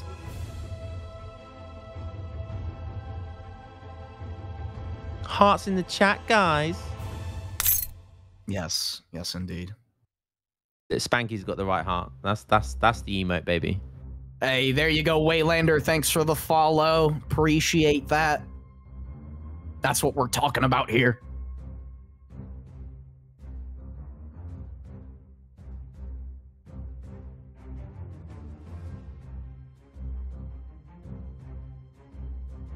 Ooh. So All Optimus right. is going to be playing Sweden in the next map, and Ketterboy is going to be playing as Otto. Shout out Kameltech, thank you for the follow. Yeah, interesting matchup here. Now that I think about it, what map are we on? It's going to be important if Ketterboy has water or stagecoach potential, given the auto Vil cap. Otherwise, I would say, well, I mean, Jan's definitely better than Corollian's. Leather Cannon's good unit. But, you know, I feel like as Otto, you kind of want to go Abyss at some point, but I feel like Abyss do. I don't know how they trade versus leather cannons. I've actually never seen that sort of play out, to be honest. Abyss trade quite well versus them, but there becomes like breaking points where when you get a certain mass of Abyss or when you get a certain mass of leather cannons, then they can deal well versus them. And it depends how well you micro your anti-cav, the musketeers in between them, because leather cannons can technically outrange the Abyss guns. So the last thing they want to do is get in range, within range of Caroleans as well. So but then you've got the Janissaries to deal with. So it becomes a micro kind of mind game mix. But generally Abyss do very, very well. Otto can go Humbarassi here as well. They can go early Delis as well, which work very, very well. So Otto honestly have so many options in this matchup. Yeah, no, definitely. And honestly, I really like watching Opti play Sweden. He does some very out of the ordinary kind of starts. I've seen him do Expo Pike. I've seen him do like what is kind of now meta Huss, but not really going to Hawk Pellets. He just does like Huss, Carolean, Pike. Like it's just a very odd composition. But here we go. Welcome back. This is match point, and we're on Portugal. Great water and TP map. We've got in the south side. Optimus down 3-1. Again, match point. He's got to win to continue his hopes of winning this tournament. Playing as Sweden against Ketterboy, who has been playing very well here in the color red. Thankfully, as the Ottomans are red and Sweden is blue. They did it. They got it right. That's all I can ask for as a caster. Predictions are up, chat. Let's go. Oh, it's going to be a good matchup. So Ottoman have, like we said, Ottoman have so many options in this matchup. They can go water play here. They can go TP boom. Kurtaboy being a legacy player, I'm going to go at, I mean, Otto water boom has always been in the game, it's always been in the game, but I like TPs, it felt like TPs used to be stronger in the game, and they were definitely more meta. So I think if you're like one of those old legacy players like Kurtzboy is, I think you're going to be more prone to go for that TP boom. He already starts with a TP. That doesn't mean he can't go for water boom. But I think likely going to see a TP boom here. I think he's going to stick a couple of barracks down, maybe a double Jan rush or maybe a single Jan rush whilst TP booming and then adding in some artillery units behind it. And they can contain. This is the reason why this is such a tough matchup for Sweden is because it can be map dependent as well. You can see there 2 starting mines for Sweden is nice, but where's the next mine? Where is that third mine? It is miles away, and so all he has to do, all Kurtaboy has to do, plonk a couple of barracks down, right, kind of near that native post to towards Optimus base. He'll just completely, it'll just completely dominate the map. There won't be anywhere that the Torps can hide from those hunting Janissaries. But we'll see how this, because Kurtaboy, don't forget, I know he's played a lot of Sweden, but how much experience does he have in this matchup? Because realistically, in the grand scale of things, he's still new to DE, right? He's still kind of new to DE. So again, how much experience has he had in this matchup? And is he going to know the weaknesses well enough of Sweden to exploit them as Otto? That's very true, because especially at like the upper echelon of the ladder, you don't really see many Sweden players. Garja, we just got a sub there from Spanky again to Rosado. Thank you for the sub. Really appreciate it. But Garja, Spanky's been going dummy on the subs. Absolutely fantastic. Shout out. 47 gets out. Yeah, what a legend. That's insane. That's wow. But anyways, Garja brought up an excellent point in chat here. For Sweden, the 2 in-base coin mines are 10 mines, so they've only got 1,500 coin on them. They don't have that standard amount, so really going to be kind of scary for them.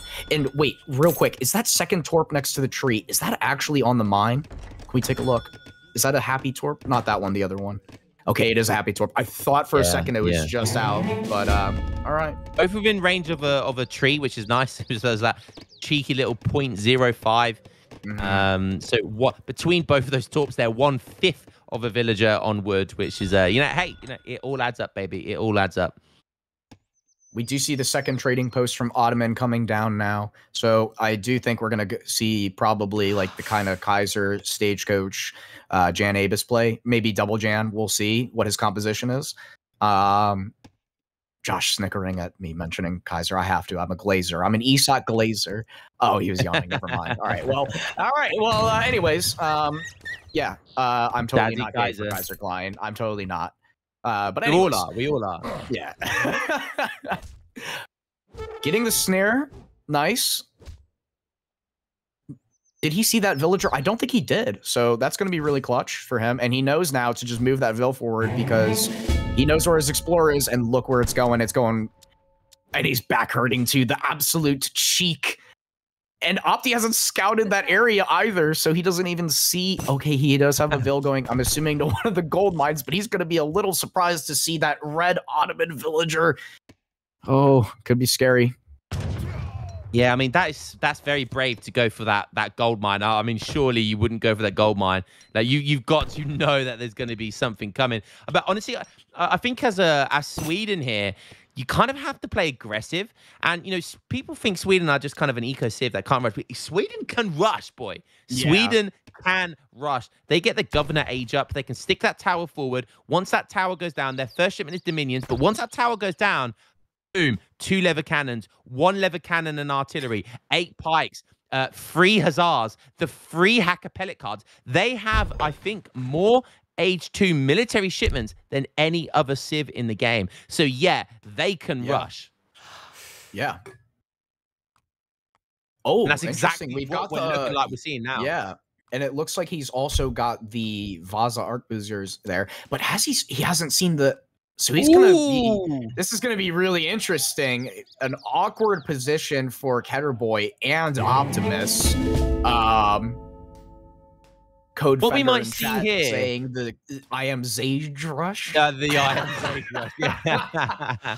Hey, man, it's worked. I mean, it has worked against top boys before. I'll never forget when I Am Zage did a Carolean Hussar rush and he beat Revnak playing like his best civ. I'll never forget that.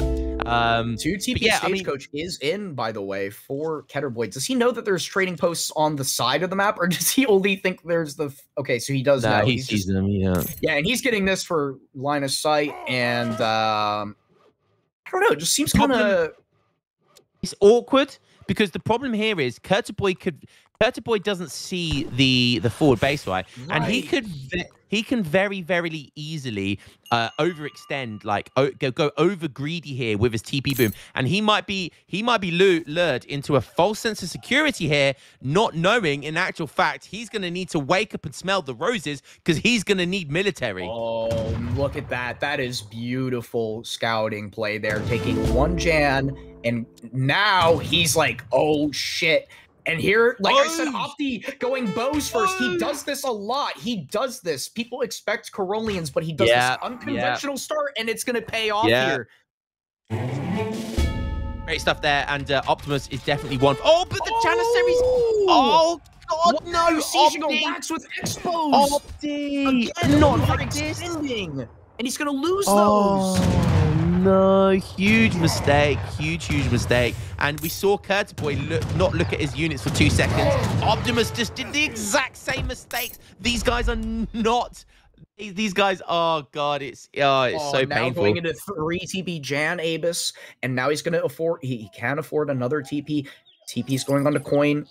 3 deli timing here, and this is looking really good for Ketterboy. This is looking really nice.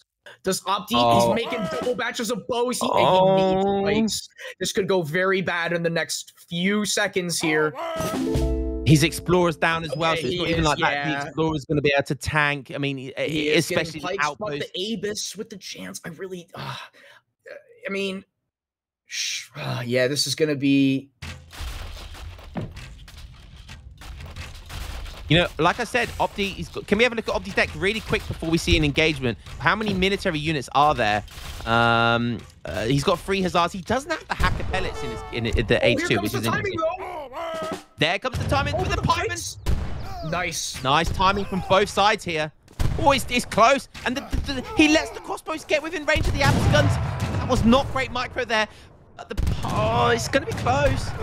There's still 3 Abyss alive, and the Deli have not taken any damage, and the Pikes are trying to get through the gap, but it looks like the pathing is kind Deli of... micro.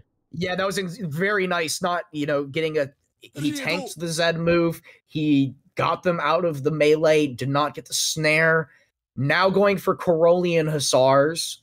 But I feel like compositionally, like those Pikes, he not only spent resources on them, he double batched and idled essentially his barracks for no value. Like he just lost a ton of res in that trade. Yeah, but potential 10 Carolines coming in if he buys some food. I don't know how many that was. Probably it was close to 10. And with now with his 3 Hussars, this could be a really nice timing here. Yeah, the Expo race is still decent. I mean, the Stagecoach is now on 4 TPs. Is he going to push now while the mass from Ketterboy coming back to his barracks and artillery founderly? That's a lot of Abyss. That's a lot of scary Abyss. Yeah. Doesn't want to lose that barracks, by the way. Losing that barracks is kind of bad. They have to replace it. But Stagecoach is in with 5 TPs. Oh, his eco is popping off. He's actually up in score versus Opti. Yeah, Opti's not on that many. He's nowhere near full torps either. And yeah, he needs to make something happen. Fire there. Really nice micro. Getting the Abyss out of the range of the crossbows and then getting a double kill with them. And oh, here comes the snare from the Delis onto the Hussars. The Hussars are going down, so are the Delis. The Janissaries are walking forward. Jans, press W. Abyss behind this as well. The crossbow mass is diminishing. Multi-kills going everywhere, and this is where Abyss are just really scary. Jans just moved forward, and this is why they're nicknamed abusive gunners, because my god, they are so abusive. You just only need a couple. You can split two, and double kill, and that's it. And that's how good they are. Sweden's supposed to be an eco-civ, and they are getting out-ecoed by Otto right now pretty hard. 11 torps versus 5 Stagecoach TPs. I think I know what I'd rather be now. Not even close. Yeah. And Kurtzboy keeps sending his whole mass of units to go siege. He doesn't need to do this. He doesn't need to risk his barracks or any of his infrastructure going down here. All he needs to do is send literally 5 Jans. Just go raid with them. You're in an absolutely decent position to do so, and then that stops the risk of your infrastructure going down. But hey, he's going in guns blazing. Again, another timing potentially here with those. That's the Vaza skirms. So that's interesting. And it looks like Opti's just like, you know what? I right now can't take a fight. I'm just gonna walk to your base, and he needs to do something here. He could get a nice amount of damage, get some idle time, but he could also get caught out, as we've seen in the past few games. We'll see. He's gonna back off here. Now sending. What is this? Betsy? Yes, for the Abyss gun, yeah. For Abyss guns and Grens. That's gonna be so nice. Oh, I'd love to see some Grens right now. Those Vaza skirms, I mean, they're not going to be good, to be honest. They have high range resistance, so Abyss will just be good against them. That's the thing, right? They're kind of supposed to be tanky skirms, but look, they don't do much damage. They get high HP when they promote. They need something else in front of them. That would have been nice to have in with the Expos, but he needs Corollians mixed. Oh, only getting a batch of 4 crossbows from the double racks. That is really bad. 4 Hussars, though, coming out. But look at this massive Abyss, I don't think you beat he's getting 5 more. Oh my goodness. 19! What the? So much overkill. Oh my god, it's so overkill. And he can just kite forever as well. That's the thing here. He can literally just keep kiting all of these units forever, because that happens just outrange everything that Otto have outside a lever cannon. Desperately needs 2 lever cannons. Yeah. Oh man. He's trying to catch a snare. It fails. And again, Abyss guns, they can just they can do that forever, and they would take favorable trades every single time. It's so painful to deal with these Abyss guns right now. Yeah, I mean, at this point, the leathers feels way too late. I mean, this amount of Abyss will just they could one hit like 5 of the leather cannons at this point. So I just don't think it's. I feel like it's just a little too late for this. Is he gonna get a nice pop? Oh no! I feel like it was almost for a charge. I think that's got to be in his back pocket here. Like he has to position himself for that. And where the leather's gonna pop? Okay, they've come out now and they're turning towards one of the Raxes goes down. Here comes some deli though on the flank, and the Aegis are doing a massive amount of damage. The leather cannons are kind of not positioned. They're shooting the Janissaries and not the Aegis gunners here. And one of them goes down instantly. Oh, look at the Abbott gun. Yeah. Just glitching out of the Matrix there. He can literally kill like 10 units every single shot here with those Abbott guns, and they are just murdering every single unit that Optimus has here. Nothing even scratches the surface of these abusive gunners, and I think that is going to be the GG. Therefore, that is going to take the series. Catboy 4-1 over the mighty Optimus. Wow. I have to say, of all of the tournaments that I've watched in a long time, I let alone against fucking Opti, like Catboy, just that is some of the most impressive micro I have seen in a long time. And that's saying a lot. Like we've seen some incredible gameplay and incredible micro, but I feel like just throughout this series, like Catboy had an answer, like you said earlier, for everything. Like he just at every right time, every right unit, every right shipment, every right push, every position was just very well done. GG's, well played. Really, really well played. And boy, I'm still wet all over on that India mirror game. That was a filthy one right there. I know you're salty that you didn't get that on a cast because that would be going onto YouTube for some easy content. But yeah, that was a hell of a series. Well played, the Opti as well. Game. Yeah. I mean, the pops, the counter pops, the pushes, the throw, the counter throw again, the push, the remasses, and oh man, just both different compositions, different builds. Really fun, that one. And he's saying it's been really great having those chats on Discord. Oh my god, bruh, every time you... Well, I keep meaning to message him on about something on Discord, and I keep forgetting. Promise, I promise I'll message you, Don. I promise. I like how, by the way, you can see Joshua's... Go on. Yeah, sorry, real quick. This actually ended at a perfect time. I do have a basketball game, the European mind could never comprehend, I know, that I'm going to be going to. So, thank you, Josh. Shout out to Josh, everyone on production, doing a fantastic job. And joined also with the GOAT, Lionheart himself. Always a pleasure working with you. I'll leave you with the last words. You go on, get out of here, Honga. You go on and get out of here. The raid started. So, guys, thank you very much for stopping by. Thank you for all the subs. Thank you for all the follows. Thank you for Honga, absolute legend with the duo cast there. Thanks to Joshua, who's getting up at 6 o'clock to do this, and all the production side went absolutely smoothly, smooth as a baby's bum. And yeah, have a good one, guys. Great series, and I'll catch you in the next one. Peace.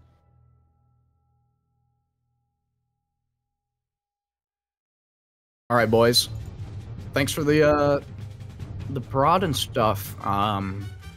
Yeah, that was a really good one. Nice one, Josh. Yeah. Nice one, Honga. All right, see you. Catch you later, boys. Peace.